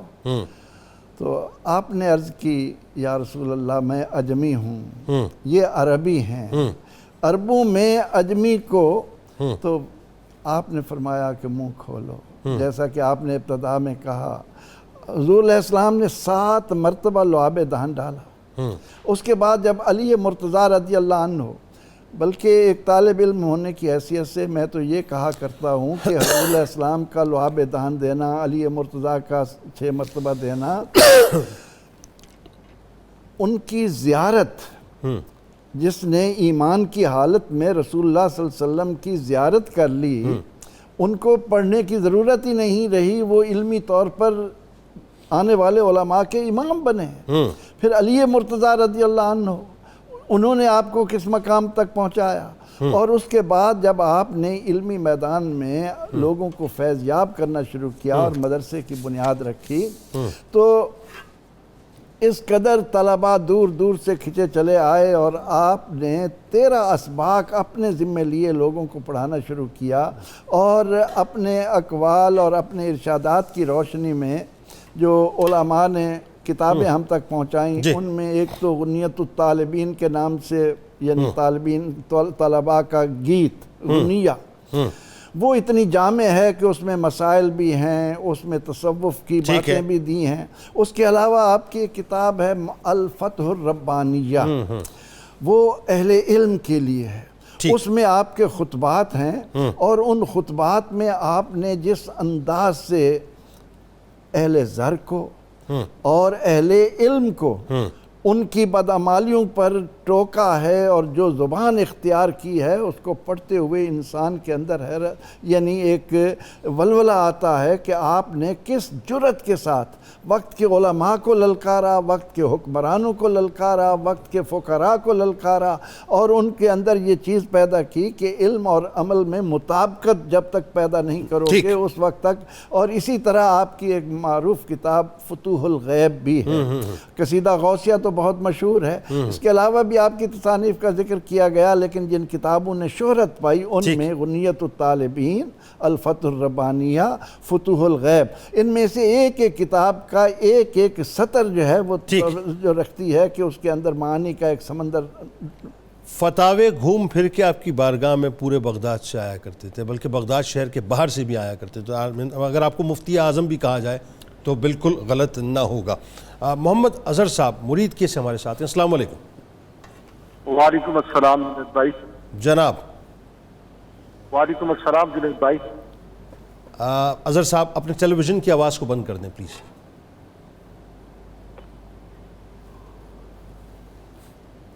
جی زور بند ہے جناب۔ جی فرمائیے فرمائیے۔ بھائی جنید صاحب ماشاءاللہ آپ کا ٹرانسمیشن بہت اچھی ہے، جزاک اللہ، آپ کی زندگی رکھے، ماہ رمضان المبارک آپ کو مبارک ہو حضور۔ آپ کو بھی بہت مبارک، فرمائیے کیا پوچھنا چاہتے ہیں؟ جی ماشاءاللہ۔ انسان اگر سوچ جائے پھر حضور پتہ نہ چلے، ٹائم ہو جائے سحری نماز کا، پھر وہ کیا یہ سوال ہے آپ کے؟ رات میں سو گئے، اب کیا سوال کیا آپ کا کہ سحری میں سو گئی یا نماز میں سو گئی فجر کی؟ سحری میں حضور، سحری میں سو گئے تو اور نماز کے وقت بالکل ٹھیک، میں وقت ختم ہو گیا، بالکل آپ کو بتاتے ہیں۔ بہت شکریہ آپ نے ہمیں جوائن کیا۔ ڈاکٹر سلیم الرحمان صاحب ہمارے ساتھ ہیں، السلام علیکم۔ جی وعلیکم السلام ورحمۃ اللہ وبرکاتہ۔ کیسے مزاج ہیں آپ کے؟ حضور میرے مزاج الحمدللہ بہت اچھے ہیں، کما رہے ہیں اور لوگوں کو ایسی باتیں بتا رہے ہیں جو لوگ بھول چکے ہیں۔ میرا سوال یہ ہے، جناب یہ رمضان المبارک کا مہینہ ہے اور اس میں तमाम उलमाए किराम भी बैठे हैं, आप भी बैठे हैं, मुझसे बेहतर बात कर सकते हैं, फरमाइए। मैं साहबी हूँ। फरमाइए। क्या इनको बताइए कि इस महीने में कुछ लोग ऐसे इकदाम करें जो आपस में जो इनकी क्लैश जारी है उसको छोड़ के कुर्बे इलाही की तरफ जाएं। Good question. इनको यानी कि थोड़ा सा अपने अल्लाह को याद कर लें, गुड क्वेश्चन। ताकि शायद आने वाला वक्त जो है हमारे मुल्क में बेहतरी लाए। बहुत अच्छा, बहुत अच्छा। आप कहाँ से कॉल कर रहे हैं डॉक्टर इस साहब? वजह से कसूर। और इसमें बड़ी परेशानी है कि जो हालात बढ़ रहे हैं, क्योंकि हम लोग अपने रब को भूल के हमने अलग-अलग खुदा बना लिए हैं। बहुत सही, बहुत सही, बहुत सही, बहुत सही, और बहुत सही नफ्स पे आपने जो इस वक्त हाथ रखा है। बिल्कुल ऐसा ही है, बिल्कुल आपको बतलाते हैं। बहुत शुक्रिया, आपने हमें ज्वाइन किया। पीर साहब, रात सो गए और वक्त जो है वो ज़ाहिर शहरी का मिस हो गया, फजर आ गई, तो अब क्या किया जाए?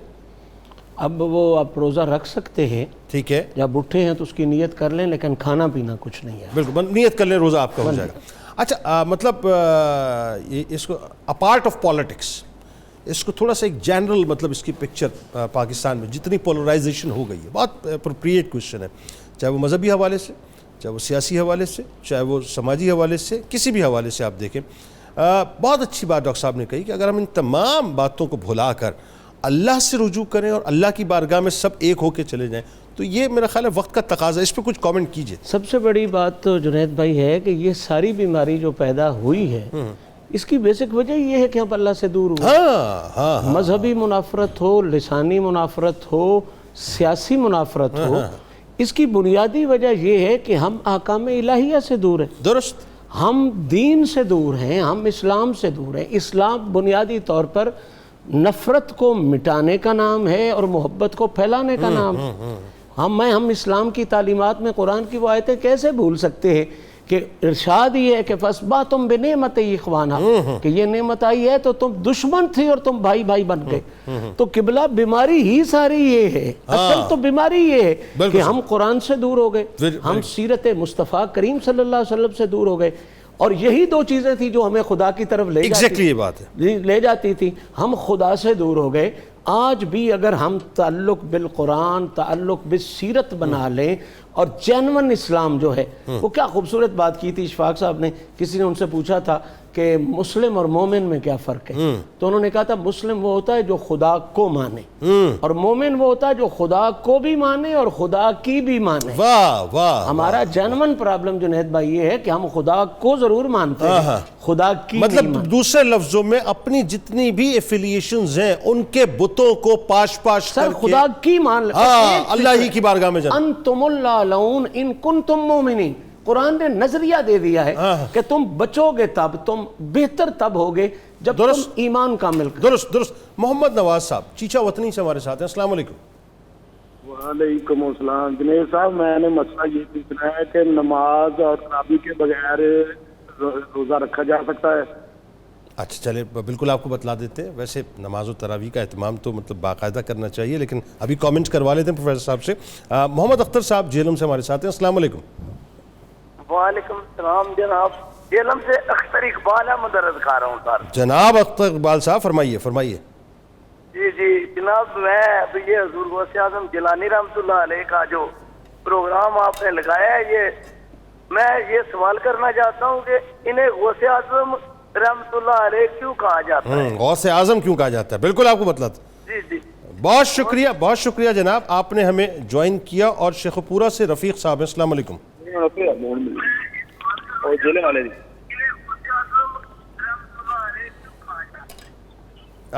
ये रफीक साहब जरा टेलीविजन की आवाज़ को बंद कर दीजिए प्लीज़। अस्सलाम वालेकुम जनाब। वालेकुम सलाम जनाब, टेलीविजन की आवाज़ को फ़ौरन बंद कर दें। हाँ जी, अस्सलाम वालेकुम। वालेकुम सलाम जनाब, फरमाइए। मैं जबरा मंडी से रफीक अर्ज कर रहा हूँ। जी हुजूर। आम मशहूर है कि गौसे आज़म ने 12 साल में डूबा हुआ बेटा निकाला था। क्या ये दीन का बेड़ा है या वाकई ये वाकया खास है? लोग बड़ा इसको हैरान समझते हैं आम लोगों में। मैं आपको एक बात बताऊं, देखें इसमें बुनियादी तौर पे अभी बड़ी अच्छी बात मेरे ख्याल है आप तीनों अहबाब में से किसी ने फरमाई थी। आपका बहुत शुक्रिया, आपने हमें ज्वाइन किया। हमारा دیکھیں یہ جو واقعات ہیں نا ہم اس پہ بڑا فوکس کرتے ہیں. میں وہی جملہ آپسی میں کسی سے میں استفادہ کرتے ہوئے استقامت سب سے بڑی کرامت ہے. ہمیں کوشش کرنا چاہیے یہ جو اولیاء کرام ہیں ان کی تعلیمات پہ فوکس کریں. ان کی تعلیمات ہی صاحب اتنی ہیں کہ پوری زندگی ان کی تعلیمات کو ڈسکس کرتے ہوئے گزر جائے. اچھا ذرا پروفیسر صاحب یہ بتائیے غوث الاعظم کی جو معنی یہ بتائیے کیا ہے, یہ کیوں کہا جاتا ہے؟ المعجم الکبیر نے نبی اکرم رحمت عالم صلی اللہ علیہ وسلم کا ایک ارشاد نقل فرمایا ہے کہ اطلب الخیر والحوائج من حسان الوجوہ. اے لوگو نورانی چہروں سے اپنی ضرورتیں اور اپنی بھلائیاں مانگو. حضور نبی اکرم رحمت عالم صلی اللہ تعالی علیہ وسلم نے اللہ کے نیک بندوں کے لیے یہ بتا دیا کہ یہ جب محنت کرتے کرتے اللہ کا قرب سے گزر کر اس کی محبت کے مرکز بنتے ہیں تو پھر اللہ فرماتا ہے کہ میں ان کی آنکھیں بن جاتا ہوں, میں ان کے کان بن جاتا ہوں, ہاتھ بن جاتا ہوں, پاؤں بن جاتا ہوں.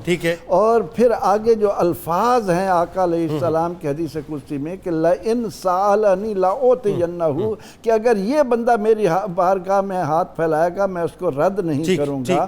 تو اب یہ جو اللہ تعالیٰ کے ولی ہیں ان میں کوئی کتب ہے, کوئی ابدال ہے, کوئی وطد ہے, کوئی غوث اعظم جو ہے یہ غوث کے معنی ہیں مدد کو پہنچنے والا اللہ کے اذن سے. تو سیدنا شیخ عبد القادر جیلانی رحمۃ اللہ علیہ مجددیت کے اس مقام پر ہیں کہ آپ کے لیے یہ لفظ آتا ہے غوث اعظم. ٹھیک, یعنی آپ جو ہے سپرلیٹیو ڈگری لیے ہوئے ہیں غوثیت کی. بالکل ٹھیک. ڈاکٹر صاحب نماز اور تراویح اگر ادا نہیں کی تو کیا روزہ ہو جائے گا؟ روزہ ہو جائے گا, لیکن اس کو کہہ لیں کہ روزہ میں وہ کامل برکت نہیں رہے گی. روزہ ہو جائے گا تو اس کے بارے میں جو الفاظ ہیں جیسے پرندے کے پر کٹے ہوئے ہوں تو اس کا مطلب وہ قبولیت کے درجے کی طرف جب جائے گا تو اس میں نقص نظر آئے گا. تو لہٰذا بہتر یہ کہ سارے پر لگا کے جو ہے پھر پرندے کو اڑنے کا موقع دیں تو اس کی پرواز کچھ اور ہوگی. بالکل ٹھیک, بالکل ٹھیک. اچھا اب ذرا یہ بتائیے, چونکہ بات چل پڑی عبادت کی تو ذرا غوث اعظم کی عبادات کے بارے میں بتائیے, ان کے زود و تقوی کے بارے میں بتائیے. یعنی ایک شخصیت ہے اور ایک ہی وقت کے اندر جو ہے یعنی عبادتوں کو ہم دیکھیں تو کیا ہی عبادتیں ہیں صاحب, علم کو دیکھیں تو کیا ہی علم ہے, یعنی ہر مقام پہ جو ہے آپ غوث اعظم نظر آتے ہیں. بتائیے ذرا. بسم اللہ الرحمن الرحیم. ایک تو ہمیشہ یاد رکھیں ایسی شخصیات ہر چیز کو بڑی حقیقت کی نظر سے دیکھتی ہیں. آپ قرآن و حدیث کا مطالعہ کریں تو مومن بندے کو ایمان لانے کے بعد سب سے زیادہ اللہ تعالیٰ کے احکام کی بجا آوری کی دعوت دی گئی ہے. وہ دعوت بھی لگتا ہے اس لیے دی گئی کہ جو بندہ ایمان لے آیا ہے اب یہ ایمان صرف خالی ایمان نہ رہ جائے بلکہ یہ ایمان ان عبادات کی برکت سے تر و تازہ اور زندہ رہے. یعنی ایسا نہ ہو کہ ایمان ایک خشک ایمان رہ جائے. یہاں ذرا روزوں کی مناسبت سے داتا صاحب کا بھی ایک واقعہ سناؤں. حضور داتا صاحب رحمۃ اللہ علیہ فرماتے ہیں کہ ماہ رمضان آ گیا تو مجھے حضور نبی اکرم صلی اللہ علیہ وسلم کی زیارت ہوئی. میں نے پوچھا یا رسول اللہ یہ روزے کیوں رکھائے جا رہے ہیں؟ تو آپ نے فرمایا کہ روزہ رکھنے کا بنیادی مقصد ہے کہ ہم اپنے حواس خمسہ ظاہری جو برائی کی طرف جا سکتے ہیں ان پر پابندی لگائیں. ہمیں آنکھ کا بھی روزہ رکھنا ہے, زبان کا روزہ رکھنا ہے, کان کا روزہ رکھنا ہے, ہاتھ کا روزہ رکھنا ہے, سر سے لے کر پاؤں تک ایک ایک چیز کا روزہ رکھنا ہے تاکہ ہم ایک تقوی اور طہارت کے اس مقام پر آئیں کہ اللہ کی رحمتیں ہم پر نازل ہوں. اب دیکھیں قرآن کی آیت دیکھیں, ان رحمت اللہ قریب من المحسنین. رحمتیں تو اللہ تعالیٰ کی ہر جگہ ہیں لیکن اللہ تعالیٰ اپنی رحمت کو برسانے کے لیے پہلے بندہ محسن دیکھتا ہے کہ یہ بندہ محسن ہے تاکہ میری رحمت اس کے قریب ہو جائے. پھر حضور غوث پاک کہ آپ عبادات کا جذبہ دیکھیں, لگن دیکھیں. اچھا یہ ہم دیکھیں گے, تو ویسے کہنا یہ دیکھیں گے بھی اور آپ نے دکھانی بھی ہمیں, لیکن اگر آپ اجازت دے دیں تو ایک مختصر سا وقفہ لے لیں, لوٹ کے انشاءاللہ سلسلے کو یہیں سے جوڑ لیں گے. ناظرین ہمارے ساتھ جڑے رہیے. ہیڈ لائنز بریک ہیں اور اس کے بعد جب لوٹیں گے انشاءاللہ تو اس کے بعد سلسلے کو یہیں سے جوڑیں گے.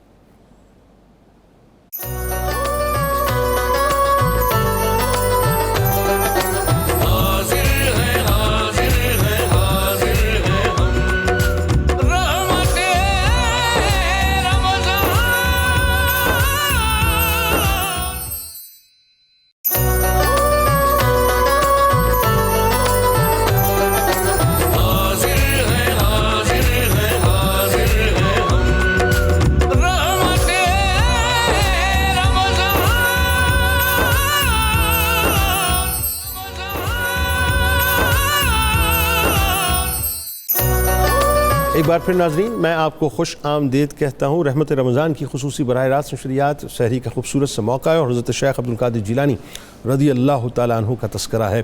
کیا کمال شخصیات ناظرین اللہ تبارک و تعالیٰ نے جن پہ کرم کیا وہ دین اسلام کے لیے بنی، اور ایسی کمال شخصیات بنی کہ رہتی دنیا تک یقیناً ان کا نام آسمان دنیا پہ جو ہے وہ یقیناً چمکتا رہے گا۔ آپ ذرا سوچئے کہ حضرت شیخ عبد القادر جیلانی رضی اللہ تعالیٰ عنہ اپنی والدہ محترمہ سے اجازت لے کے نکلتے ہیں، بغداد جاتے ہیں تحصیل علم کے لیے۔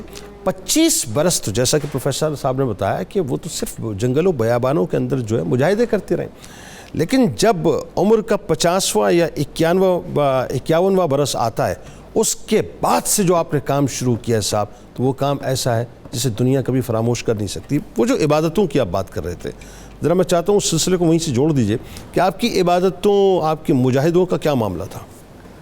ان کی سیرت میں اگر ہم واقعات پڑھیں، ایک تو کہنے کو جنید صاحب یہ ویسے تو ایک جملہ ہے، لیکن اس کی ذرا معنویت چیک کریں کہ اللہ کا وہ بندہ جو عشاء کے وضو سے صبح کی نماز 40 سال تک پڑھ سکتا ہے، اللہ اکبر، تو اس کی ذرا گہرائی کا اندازہ تو لگا بالکل ٹھیک ہے۔ اللہ تعالیٰ نے کیا حسن پارا وہ بنایا تھا کہ جس کو عبادت کے ساتھ اتنی محبت تھی، اور پھر لوگ کہتے ہیں کہ آپ قرآن کی اتنی زیادہ تلاوت کرتے تھے، آپ 17 قرات کے باقاعدہ قاری تھے۔ اللہ، لوگوں نے ایک دفعہ سوال کیا، حضور آپ تو پکے حافظ بھی ہیں اور کثرت تلاوت سے آپ قرآن مجید کو کھول کے دیکھتے، تو اس کی کیا وجہ ہے؟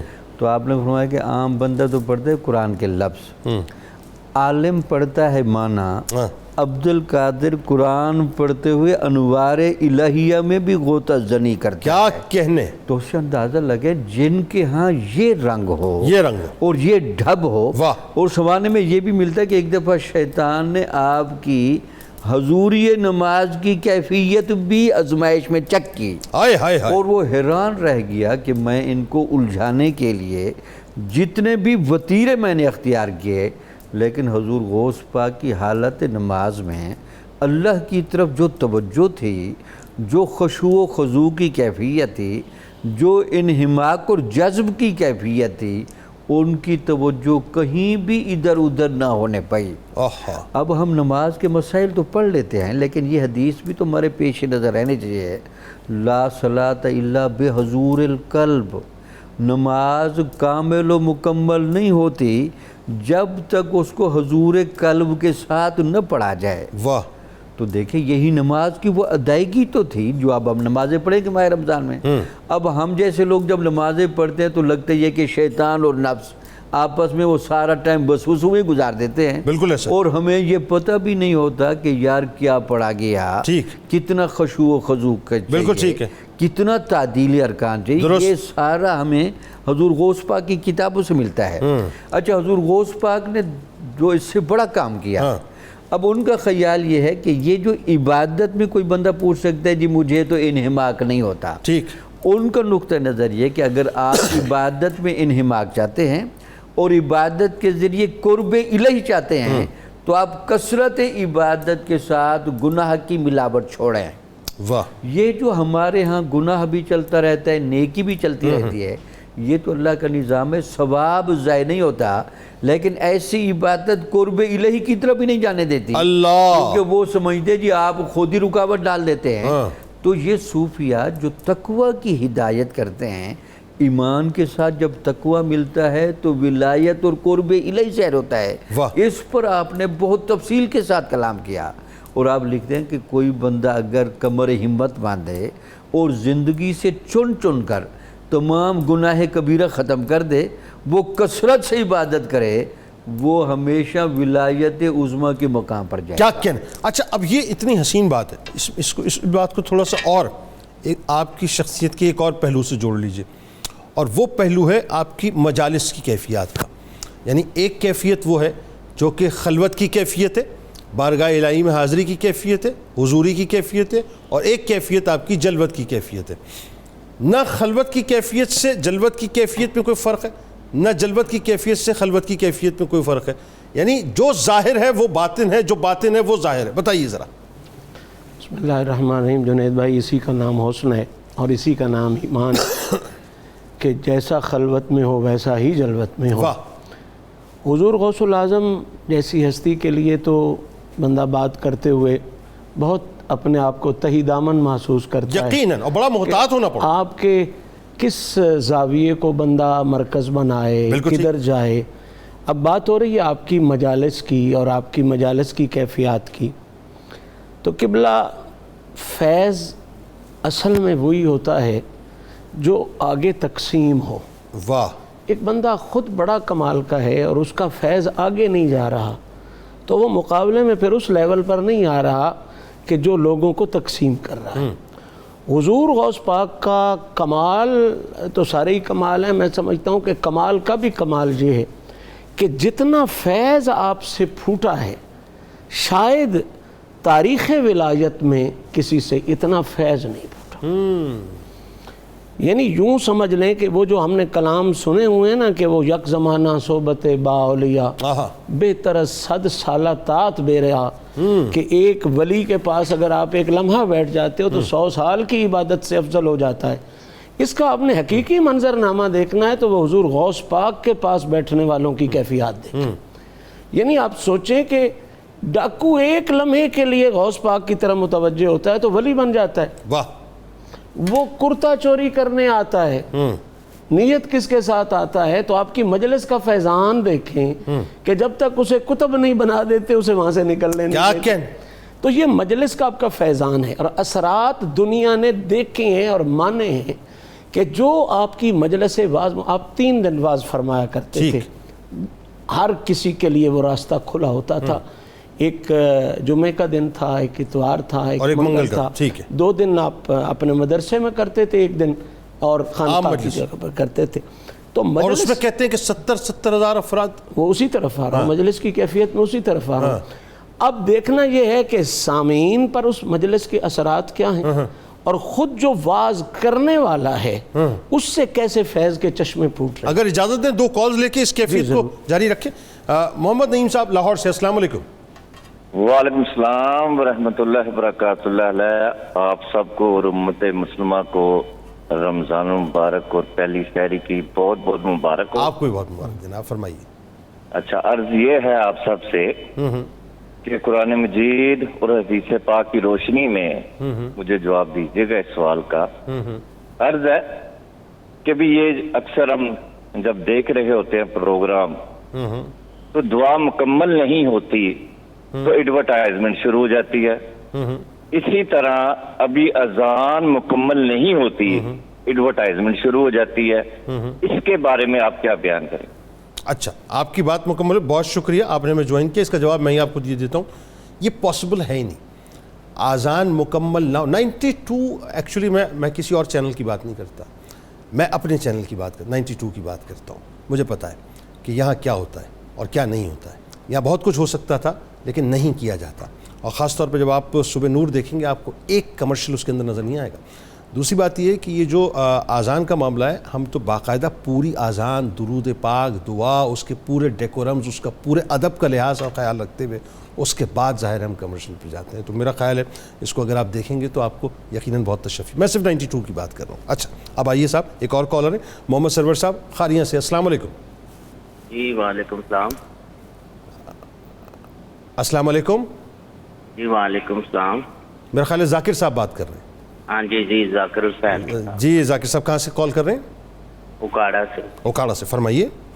جی والدہ کے لیے، میرے والدہ کی نا ڈیتھ ہوئی ہے یہ 3-4 دن پہلے. انا للہ. تو ان کے لیے میں نے روزے رکھنے قبول ہو جائیں گے؟ ارے بالکل آپ کو بتاتے ہیں. بہت شکریہ آپ نے ہمیں جوائن کیا. یاسین صاحب ہمارے ساتھ ہیں. السلام علیکم. وعلیکم السلام. جناب. سر میں نے سوال کیا کہ اگر آمدنی کم ہو تو بیوی خرچہ کم سے کم کیسے کر سکتی؟ نہیں کیا ہو، میں سمجھا نہیں. آپ ٹیلی ویژن کی آواز کو بند کر دیں پلیز. بالکل بند کر دیں. آپ فرمائیے کیا پوچھ رہے ہیں. ہلو. بولا بھی ہلو. جی فرمائیے. میں نے بولا بھی اگر آمدنی کم ہو تو بیوی خرچہ کیسے کم سے کم کرے؟ اچھا، آمدنی کم ہو تو گھریلو خرچے کیسے مینج کریں؟ اب یہ تو ظاہر ہے کسی ماہر معاشیات سے پوچھا جائے، لیکن ضرور آپ بتائیے. ایک تو یہ کہ والدہ انتقال فرما گئی ہیں، تو کیا ان کے لیے وہ روزے رکھ سکتے ہیں؟ ہاں، فرضی روزے جو ان پر فرض ہیں وہ یہ رکھیں گے، اور ان کے لیے نفلی روزے رکھیں گے جن کا ایصال ثواب ان کو. بالکل ٹھیک. اچھا، اب یہ جو سوال ہے نا، اس کو میں اگر اس کا تھوڑا سا اینگل میں چینج کر کے بات کروں. آج کل مہنگائی بہت زیادہ ہے، مسائل بے انتہا ہیں، آمدن لوگوں کی بہت کم ہے، اور مزید جو ہے مہنگائیاں بڑھتی جا رہی ہیں. اللہ تبارک و تعالیٰ بس عقل سلیم عطا فرمائے کہ جن کو اللہ تعالیٰ نے طاقت و کرسی دی ہے وہ سمجھیں اس بات کو کہ لوگ بہت پریشان. اس صورتحال میں ایک عورت کو کیا کرنا چاہیے، گھر کے مرد کو کیا کرنا چاہیے؟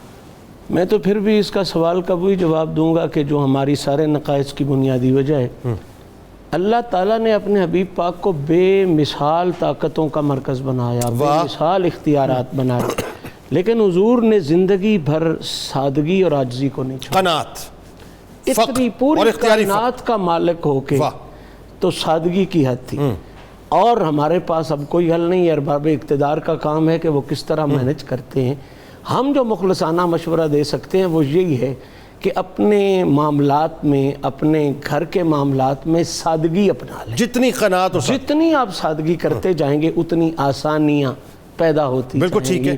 یعنی اگر سموسے نہ بھی بنائے جائیں، پکوڑے نہ بھی بنائے جائیں تو افطار ہو جائے گی، کھجور سے بھی افطار ہو سکتا ہے. تو سادگی کی طرف جائیں، یعنی اپنی اصل کی طرف لوٹیں گے. جہاں نمک سے افطار کیا جاتا ہے، پانی سے افطار کیا جاتا ہے، تو شاید کچھ حد تک آپ اس معاملے کو یعنی جو اپنے طور سے کر سکتے ہیں، وہ یہی ہے. جن کی ذمہ داری ہے مطلب پورا نظام دیکھنا، وہ تو اپنی جگہ ذمہ دار ہیں، لیکن جو آپ کر سکتے ہیں وہ یہ ہے کہ سادگی کریں، اور اس سادگی میں پریشان نہ ہو کہ گاؤں ساتھ والوں نے تو سموسے بنائے ہیں، ساتھ والوں نے یہ کیا اور ہم نہیں کر سکے. ساتھ والوں کو نہ دیکھیں، مدینے والے کو دیکھیں. واہ کیا اچھی بات. اچھا، بات ہو رہی تھی حضور غوث الاعظم کی مجالس کی. حضور غوث الاعظم کی مجالس کے حوالے سے اور کیفیات کے حوالے سے بات کر رہے تھے. قبلہ کسی بھی مجلس میں کیفیت پیدا کرنے میں سب سے زیادہ اثر تو بولنے والے کا ہوتا ہے. بالکل ٹھیک. اب اس بولنے والے میں اثر کیسے آتا ہے، تو اس بات پر ایک غوث پاک کا اپنا ملفوظ موجود ہے. وہ کیا؟ اور اپنا عمل بھی اس پر. کسی بھی انسان کی گفتگو میں اثر اس وقت تک پیدا نہیں ہوتا جب تک اس کی گفتار کے مطابق اس کا کردار. واہ کیا اچھی بات. لما تقولون ما لا تفعلون. ہاں، ایسی بات کیوں کرتے ہو؟ پرابلم یہ ہے عصر حاضر کا کہ ہم بات بڑی اچھی کرتے ہیں، کردار کے عمل نہیں کرتے، خالی ہوتے ہیں. اب دیکھیں نا، گفتار کے غازی ہیں، کردار کے غازی نہیں. بھائی وہی کلمہ ہے، وہی لا الہ الا اللہ ہے، وہی محمد رسول اللہ ہے. 60 لاکھ بندہ اجتماع کر کے ایک بندے کو مسلمان نہیں کرتا. اور یہی کلمہ تھا خواجہ اجمیری کے دور میں، یہی توحید تھی، یہی رسالت تھی. اکیلا 99 لاکھ کو مسلمان کر دیا. اس لیے کہ اس نے جب کلمہ لوگوں کے سامنے پیش کیا تو کلمے پر عمل کر کے پیش کیا. کیا کہنے. حضور غوث پاک کی مجالس میں بھی اثرات کی بنیادی وجہ یہ تھی کہ غوث پاک جو واعظ فرماتے تھے وہ اس گفتار کے مطابق ہے، آپ کے کردار کا بھی کمال ہوتا تھا. بلکہ ایک بڑی سادہ سی روایت ہم نے پڑھی سنی ہے کہ ایک بی بی آئی اور آ کے عرض کرتی، حضور میرا بچہ گڑ بہت کھاتا ہے، تو اس کو آپ فرمائیں کہ گڑ نہ کھائے. تو آپ نے کہا کہ چلی جا کل لے آنا. اگلے دن وہ آئی تو آپ نے کہا کیا ہے، گڑ زیادہ کھاتا ہے، اسے گڑ زیادہ کھانے سے منع فرمائیں. تو آپ نے کہا اچھا بیٹا آج کے بعد گڑ کھا لیا کر لیکن زیادہ نہ کھایا کر.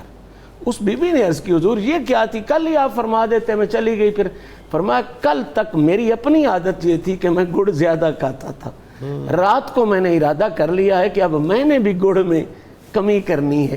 اب میں حق بجانب ہوں کہ میں اسے یہ نصیحت کر سکوں کہ تو گڑ زیادہ نہ کھایا کر. یعنی اس لیول تک کی احتیاط عمل میں، کردار میں. وہ ایک گفتار و کردار کا جب حسین سنگم بنتا ہے نا تو پھر اثرات ہوتے ہیں. اور دوسری بات جو بڑی ضروری ہے، جس کی طرف اشارے تو ہوئے لیکن اس کو کھولا نہیں گیا، وہ یہ ہے کہ نبی پاک صلی اللہ علیہ وسلم کی طرف سے 7 مرتبہ لعاب دہن کا نصیب ہونا، اور پھر حضور کی اتباع میں ادب کے ساتھ مولا علی کی طرف سے 6 مرتبہ لعاب دہن شریف کا نصیب ہونا، یہ نبوی اثر اور حیدری اثر جب ڈائریکٹلی آپ کی زبان کے ساتھ آیا تو پھر دنیا نے وہ مناظر دیکھے کہ آنکھیں صرف نہیں بہتی تھیں، لوگوں کے دل بہہ جاتے تھے. اور سنتے ہوئے پھر لوگ صرف یہ نہیں کہ ان کی جو آکڑ ہے وہ چلی جاتی تھی، اتنا اثر ہوتا کہ ان کی جان بھی چلی جاتی تھی. کئی جنازے آپ کی اور جنازے آپ کی محفل سے اٹھتے، اور وہ جنازے ایسے نہیں تھے کہ کوئی عام جنازے ہوتے، وہ لوگوں میں خشیت الہی آ جاتی تھی، چونکہ بولنے والا خود خشیت الہی کے اس مرکز پر تھا. آج واز کرنے میں تو شاید ہم بھی بہت سی آیتیں پڑھ جائیں، لیکن اثر نہیں ہوگا کیونکہ ہمارا کردار نہیں ہے، ہم پر وہ عطائیں نہیں ہیں جو غوث پاک کو کردار کے ساتھ ساتھ. اچھا، جنات کی بھی حاضری اس میں کوئی شک نہیں، میں نے پہلے بھی آپ کی بارگاہ میں ہوتی؟ آپ نائب رسول ہیں، تو نائب رسول کا مطلب ہے ساری وہ ڈیوٹیاں کرے حضور کے اذن سے، حضور کی اجازت سے، حضور کی عطا سے، جو سرکار کے دور میں ہوتی تھی. جس طرح جن حضور کی بارگاہ میں حاضر ہوتے تھے اور فیض لیتے تھے، حضور غوث پاک کی بارگاہ میں بھی جن حاضر ہوتے تھے اور فیض لیتے تھے. ٹھیک ہے، ہر مخلوق حاضر ہوتی تھی. میں اس سے زیادہ وضاحت میں نہیں جاؤں گا. مخلوق ساری محتاج ہوتی ہے اللہ کے منتخب بندے کی، وہ خلیفت اللہ ہوتا ہے فی الارض، اللہ کی طرف سے منتخب. 400 علماء پروفیسر صاحب بیک وقت آپ کے ارشادات کو لکھا کرتے تھے، آپ کے مواعظ کو لکھا کرتے تھے. کیسے مواعظ، وہ کیسے ارشادات کہ آج بھی وہ ایسا لگتا ہے کہ بالکل زندہ ارشاد ہے، ایسا لگتا ہے کہ جیسے آج ہی کے معاشرے کی آپ بات فرما رہے ہیں اور آج ہی کے مسائل پہ بات کر رہے ہیں. بتائیے ذرا. سیدنا حضرت شیخ عبد القادر جیلانی رضی اللہ تعالیٰ عنہ، جیسا کہ ابھی ہمارے علامہ مشہدی صاحب فرما رہے تھے، علم کے ساتھ عمل یہ بنیادی حیثیت کا حامل ہے. اور پھر یہ جو ہم نے اختیار کر رکھا ہے کہ کسی کی شخصیت کو یہ دیکھیں کہ اس سے کرامات کا ظہور کیا ہوا. کبھی بھی اللہ کا کوئی بھی ولی اپنی نمائش نہیں چاہتا، بالکل ٹھیک ہے، خود پسندی اس میں نہیں آتی، اور آپ اپنے اقوال میں بھی ان باتوں پر بہت زور دیا کرتے تھے اور توجہ دلایا کرتے. اور آپ کا جو ایک یہ بات میں اس سے ہٹ کر رہا ہوں جو آپ نے سوال کیا کہ آپ کی کرامات کے بارے میں بے شمار کتابیں اور بہت کچھ کہا جاتا ہے، لیکن یہ کسی نے سوچنے کی کوشش نہیں کی کہ العلماء ورثۃ الانبیاء، علماء امتی کا انبیاء بنی اسرائیل. جو سیدنا شیخ عبد القادر جیلانی رضی اللہ عنہ نے اپنے آپ کو اس انداز میں معاشرے کا فرد بنا رکھا تھا کہ آپ چلتے پھرتے شریعت کا نمونہ تھے. درست. آپ سے ہاتھ ملانے والا، آپ کا دیدار کرنے والا، آپ کی مجلس میں بیٹھنے والا اسلام کی حقانیت کا قائل ہوتا تھا. اور ایک دفعہ کی وہ جو آپ کی کرامت کے طور پر میں عرض کرتا ہوں کہ آپ نے ایک مسلم اور نصرانی کو آپس میں بحث کرتے دیکھا. اب نصرانی کہہ رہا تھا کہ ہمارے نبی صلی اللہ علیہ السلام کا درجہ تمہارے نبی علیہ السلام سے بڑھ کر ہے. وہ مسلمان کہتا کہ نہیں، اللہ نے میرے نبی کو یہ درجہ دیا ہے. آپ کا گزر ہوا تو آپ نے اس نصرانی سے یہ سوال کیا کہ تم حضرت عیسیٰ علیہ السلام کی کیونکہ قرآن نے کہا کہ تلک الرسل فضلنا بعضهم علی بعض، تو وہ کہنے لگا کہ جی چونکہ عیسیٰ علیہ السلام تمہارا قرآن کہتا ہے مردے زندہ کرتے تھے اور تمہارے نبی علیہ السلام نے مردے زندہ نہیں کیے. تو آپ نے فرمایا عیسیٰ علیہ السلام تو مردے زندہ کرتے تھے، لیکن آپ صلی اللہ علیہ وسلم نے تو مردہ دلوں کو بھی زندگی دی. لیکن یہ دیکھ کہ میں صحابی نہیں، تابعی نہیں، 6 صدی ہجری کا آدمی ہوں.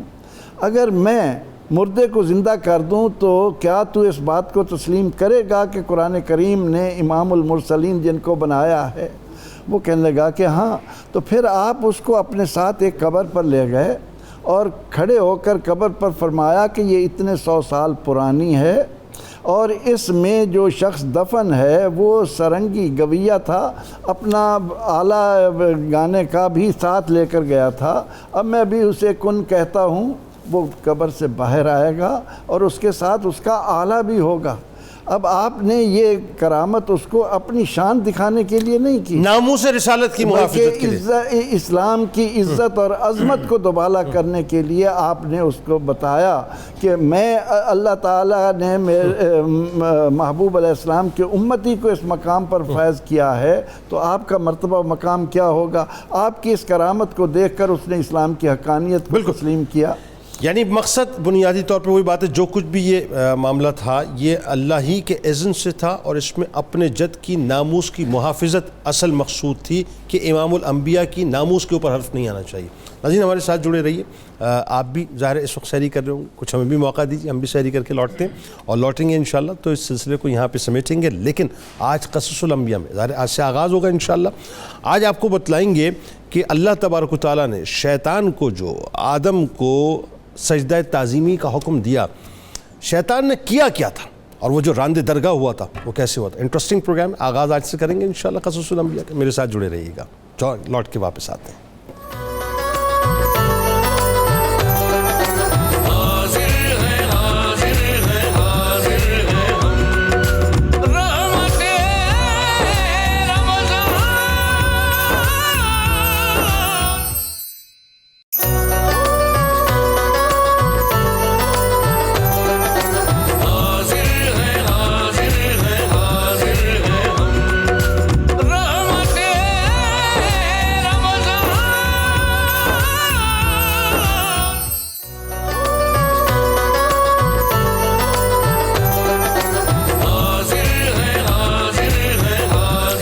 ایک بار پھر ناظرین میں آپ کو خوش آمدید کہتا ہوں۔ رحمت رمضان کی خصوصی براہ راست نشریات ہے اور قصص الانبیاء کا موقع ہے۔ آج سے آغاز کریں گے انشاءاللہ، اور زندگی نے اگر ساتھ دیا تو 30 رمضان تک انشاءاللہ یہ سلسلہ اسی انداز سے جاری و ساری رہے گا۔ اور آج گفتگو ہوگی حضرت آدم علیہ السلام کی تخلیق اور ان کو سجدہ تعظیمی کے حوالے سے، یعنی شیطان نے جو انکار کیا تھا وہ کیوں کیا تھا۔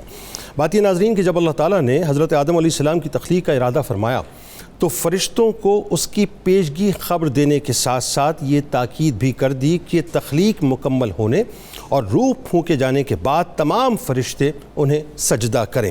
اس بات کو اللہ تبارک و تعالیٰ نے سورہ ہجر میں یوں ارشاد فرمایا، اور وہ واقعہ یاد کیجئے جب آپ کے رب نے فرشتوں سے فرمایا کہ میں سن رسیدہ اور سیاہ بودار بجنے والے گارے سے ایک بشر پیکر پیدا کرنے والا ہوں، پھر جب میں اس کی ظاہری تشکیل کو کامل طور پر درست حالت میں لا چکوں تو اس پیکر بشر کے باطن میں اپنے نورانی پھونک دوں تو تم اس کے لیے سجدے میں گر پڑنا۔ سیدنا آدم علیہ السلام کی تخلیق مکمل ہونے اور ان میں روح پھونکے جانے کے فوری بعد یا فرشتوں کے سامنے آپ علیہ السلام کا مقام و مرتبہ ظاہر کیے جانے کے بعد اللہ تبارک و تعالیٰ کے حکم سے تمام فرشتوں نے سیدنا آدم علیہ السلام کو ایک ساتھ سجدہ کیا، لیکن ابلیس نے سجدہ نہ کیا اور تکبر کے طور پر یہ سمجھتا رہا کہ وہ سیدنا آدم علیہ السلام سے افضل ہے، اور اس جیسے انتہائی عبادت گزار فرشتوں کے استاد اور مقرب بارگاہ خداوندی کو سجدے کا حکم دینا حکمت کے خلاف ہے۔ اپنے اس باطل عقیدے، اللہ کے حکم سے انکار اور تعظیم پیغمبر سے تکبر کی وجہ سے وہ کافر ہو گیا۔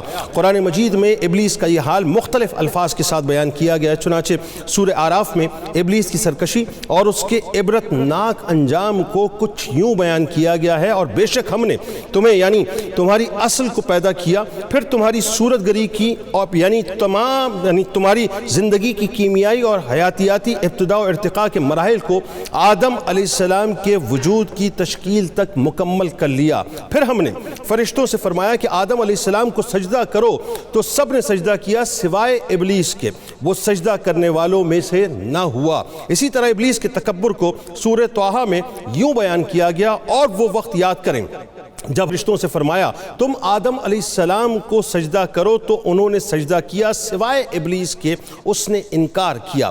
سیدنا آدم علیہ السلام کو سجدہ نہ کرنے پر جب ابلیس سے وجہ پوچھی گئی تو اس نے کیا جواب دیا، یہ بنیادی طور پر سوال بنتا ہے۔ ابلیس کا اصل تعلق ناظرین اگرچہ جنات سے تھا، لیکن چونکہ یہ فرشتوں کا ہی ایک فرد شمار ہوتا تھا اور اس پر بھی فرشتوں کے احکام جاری ہوتے تھے، اور اسے بھی سجدہ کرنے کا باقاعدہ حکم تھا، جیسا کہ سورہ اعراف کی آیت نمبر 12 میں صراحت سے فرمایا گیا۔ ارشاد ہوتا ہے کہ اے ابلیس، تجھے کس بات نے روکا تھا کہ تو نے سجدہ نہ کیا جبکہ میں نے تجھے حکم دیا تھا۔ اس نے یعنی ابلیس نے کہا کہ میں اس سے بہتر ہوں، تو نے مجھے آگ سے پیدا کیا ہے اور اس کو تو نے مٹی سے بنایا ہے۔ جب ابلیس نے سجدہ نہ کیا تو اللہ تبارک و تعالیٰ نے اس سے کچھ انداز سے پوچھا، اے ابلیس، تو نے فرشتوں کے ساتھ آدم علیہ السلام کو سجدہ کیوں نہ کیا جسے میں نے خاص اپنے دست قدرت سے تخلیق فرمایا ہے، کیا تو نے ابھی تکبر کیا ہے یا پہلے ہی سے تو تکبر کرنے والوں میں سے تھا؟ اس کے بعد ابلیس نے کچھ یوں اپنی افضلیت بیان کی۔ ابلیس نے جواب دیتے ہوئے کہا کہ یا اللہ تو نے مجھے آگ سے بنایا ہے اور آدم کو مٹی سے، چونکہ آگ مٹی سے اعلیٰ ہوتی ہے اس لیے میں آدم سے افضل ہوں، یہی میری شان کے لائق نہیں کہ میں اس کو جو ہے وہ سجدہ کروں، یعنی مٹی سے بنائے ہوئے انسان کے سامنے میں سجدہ ریز ہو جاؤں۔ اللہ تبارک و تعالیٰ نے ابلیس کے تکبر کی اسے یوں سزا دی کہ اس بات کو سورہ ہجر کی آیت نمبر 35 میں یوں بیان کیا، اور بے شک تجھ پر روز جزا تک لعنت پڑتی رہے گی۔ ابلیس کا خود کو افضل سمجھنا ناظرین باطل تھا، کیونکہ افضل تو وہ ہے جسے مالک و مولا فضیلت عطا فرمائے۔ اللہ کی بارگاہ میں فضیلت کا معیار اصل اور جوہر پر نہیں بلکہ مالک کی اطاعت اور اس کی فرما برداری پر ہوا کرتا ہے۔ نیز آگ کا مٹی سے برتر ہونا بھی صحیح نہیں، کیونکہ آگ کی صفات میں تیش، تیزی اور بلندی چاہنا ہے اور یہ چیزیں تکبر کا سبب بنتی ہیں، جبکہ مٹی کی صفات میں ٹھہراؤ ہے، عاجزی ہے اور صبر ہے۔ یوں ہی مٹی سے ملک آباد ہوتے ہیں جبکہ آگ سے ہلاک ہوتے ہیں۔ نیز مٹی امانت دار ہے، جو چیز اس میں رکھی جائے مٹی اسے محفوظ کرتی ہے، جبکہ آگ میں جو چیز ڈالی جائے آگ فنا کر دیا کرتی ہے۔ نیز مٹی آگ کو بجھا دیتی ہے اور آگ مٹی کو فنا نہیں کر سکتی۔ یہاں ایک اور بات بھی ہے ناظرین، جب اللہ تبارک و تعالیٰ نے حضرت آدم علیہ السلام کو سجدہ کرنے کا حکم دیا تو ابلیس سمیت سب پر سجدہ کرنا مکمل طور پر لازم اور واجب تھا، لیکن یہ اس کی حماقت اور بدبختی تھی کہ اس نے اللہ تعالیٰ کا صریح حکم موجود ہوتے ہوئے اس کے مقابلے میں قیاس کیا، اور جو قیاس نص کے خلاف ہو وہ ضرور مردود ہوا کرتا ہے۔ ابلیس کیسے مردود ہوا؟ اب یہ بھی سوال پیدا ہوتا ہے، یعنی یہ اللہ تبارک و تعالیٰ کا ایک معاملہ ابلیس کے ساتھ تھا، لیکن ابلیس نے اللہ تبارک و تعالیٰ کے حکم کو جو ہے مکمل طور پر ڈیویٹ کیا۔ یہاں ایک سوال ہے کہ اللہ تعالیٰ نے فرشتوں کو حکم دیا تھا کہ وہ آدم علیہ السلام کو سجدہ کریں تو انہوں نے سجدہ کر دیا، لیکن ابلیس فرشتہ نہیں تھا تو پھر اسے سجدہ نہ کرنے پر مردود کیوں کر دیا گیا؟ یہ بھی ایک سوال جنم لیتا ہے۔ اس کا جواب یہ ہے کہ سجدے کا حکم صرف فرشتوں کو نہیں تھا بلکہ ابلیس کو بھی تھا، جیسا کہ اوپر والی آیت میں سرات گزر چکی، اور آدم علیہ السلام کو سجدہ نہ کرنے میں ابلیس نے کئی گناہوں کا ارتکاب کیا تھا۔ ابلیس نے اللہ تعالیٰ کے حکم کی مخالفت کی، اللہ تبارک و تعالیٰ نے نبی سیدنا آدم علیہ السلام کی تعظیم سے انکار کرنے پر اس کو جو ہے ظاہر ہے مطلب توہین کا چونکہ مرتکب ہوا اور کمتر سمجھ رہا تھا، لہٰذا اللہ تبارک و تعالیٰ نے اس کی گرفت کی۔ آدم علیہ السلام کے مقابلے میں ناظرین اپنے آپ کو بہتر جان کر ابلیس نے تکبر کیا، آدم علیہ السلام کے فضل و شرف پر حسد کیا، مقربین اور صالحین یعنی فرشتوں کی جماعت سے جدا راستہ اس نے اختیار کیا۔ ان گناہوں کا انجام یہ ہوا کہ ابلیس کی ہزاروں برس کی عبادت اور ریاضتیں جو تھیں مکمل طور پہ برباد ہو گئی۔ اس کا تذکرہ انشاءاللہ میں کل کے پروگرام میں زندگی رہی تو ضرور کروں گا۔ فرشتوں جو جتنے بھی یعنی فرستادہ تھے ان سے بھی وہ الگ ہو گیا۔ فرشتوں کا جو استاد ظاہر اسے مانا جاتا تھا اس کی وہ عظمت بھی اس سے مکمل طور پر چھین لی گئی۔ اسے بارگاہ الہی سے مردود بھی کیا گیا، ذلیل و رسوا بھی کیا گیا، اور پھر اس کے بعد راندے درگاہ بھی کر دیا گیا، اور پھر توبہ و رجوع کی بجائے مقابلہ کرنے اور سرکشی پر اتر آنے کی وجہ سے قیامت تک کے لیے اس کے گلے میں لعنت کا توق ڈال دیا گیا۔ قرآن کریم کی سورہ اعراف میں ابلیس کا انجام کچھ اس انداز سے بیان ہوتا ہے کہ ارشاد ہوا، پس تو یہاں سے اتر جا، تجھے کوئی حق نہیں پہنچتا کہ تو یہاں تکبر کرے، پس میری بارگاہ سے نکل جا، بے شک تو ذلیل و خوار لوگوں میں سے ہے۔ ابلیس نے اللہ تبارک و تعالیٰ سے قیامت تک زندہ رہنے کی مہلت مانگی۔ ابلیس نے جب اپنے بارے میں یعنی مردود ہونا سنا، لعنتی ہونا سنا، تو بارگاہ الہی میں قیامت قائم ہونے تک مہلت کا مطالبہ کر دیا۔ اس بات کو اللہ تبارک و تعالیٰ نے قرآن مجید کی سورہ ہجر کی آیت نمبر 35 میں اور 36 میں بیان کیا ہے۔ اس نے کہا، اے پروردگار، پس تو مجھے اس دن تک زندہ رہنے کی مہلت دے دے جس دن لوگ دوبارہ قبروں سے اٹھائے جائیں گے۔ اللہ نے فرمایا، جا جا، بے شک تو مہلت یافتہ لوگوں میں سے ہے۔ ابلیس نے قیامت تک صرف زندہ رہنے پر ہی اکتفا نہ کیا بلکہ مہلت کے مطالبے کے ساتھ ابلیس نے اپنے مکرو عزم کا بھی اظہار کرتے ہوئے یہ کہا کہ اے میرے رب، اگر تو نے قیامت تک مجھے مہلت دی تو میں ضرور اپنی ذلت و رسوائی کا انتقام لوں گا. یعنی یہاں بنیادی طور پر ابلیس کے اندر جو ایک دشمنی تھی، ایک جو حسد تھا آدم علیہ السلام سے، اب وہ ابھر کر اور نکل کر مکمل طور پر سامنے آ گیا. اور ساتھ ساتھ وہ کہتا ہے کہ آدم علیہ السلام کی تمام اولاد کو گمراہی کی چکی میں پیس کر رکھ دوں گا جسے تو نے میرے اوپر معزز بنایا ہے. البتہ کچھ لوگ میرے مکر و فریب اور گمراہی کے بچھائے ہوئے جال سے محفوظ رہیں گے. قرآن کریم نے سورہ بنی اسرائیل کی آیت نمبر 62 میں ابلیس کا یہ عزم ان الفاظ میں بیان کیا ہے. اور شیطان یہ بھی لگا، مجھے بتا تو صحیح کہ یہ وہ شخص ہے جسے تو نے مجھ پر فضیلت دی ہے، آخر اس کی وجہ کیا ہے؟ اگر تو مجھے قیامت کے دن تک مہلت دے دے تو میں اس کی اولاد کو سوائے چند افراد کے اپنے قبضے میں لے کر جڑ سے اکھاڑ دوں گا.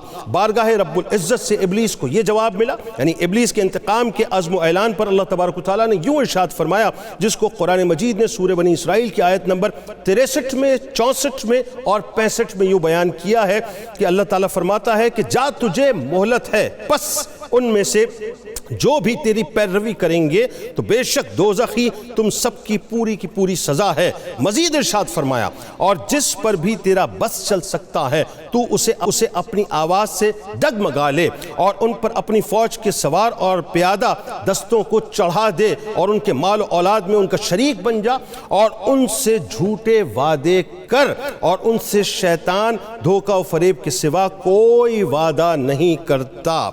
لیکن یاد رکھ، اب اللہ تعالیٰ فرماتا ہے یاد رکھ، بے شک جو میرے بندے ہیں ان پر تیرا تسلط نہیں ہو سکے گا اور تیرا رب ان اللہ والوں کی کارسازی کے لیے کافی ہے.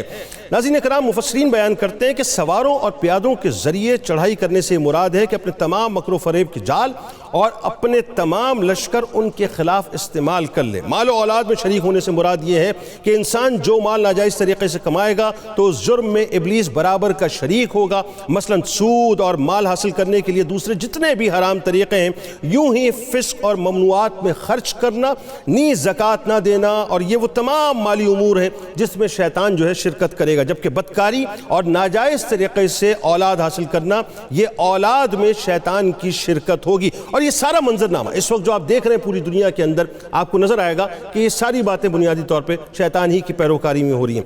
اب شیطان کی جو مطالبے کی منظوری ہوئی ہے اس کے بعد کیا ہوا؟ یعنی وہ مطالبہ جو ہے کس وقت تک منظور کیا گیا؟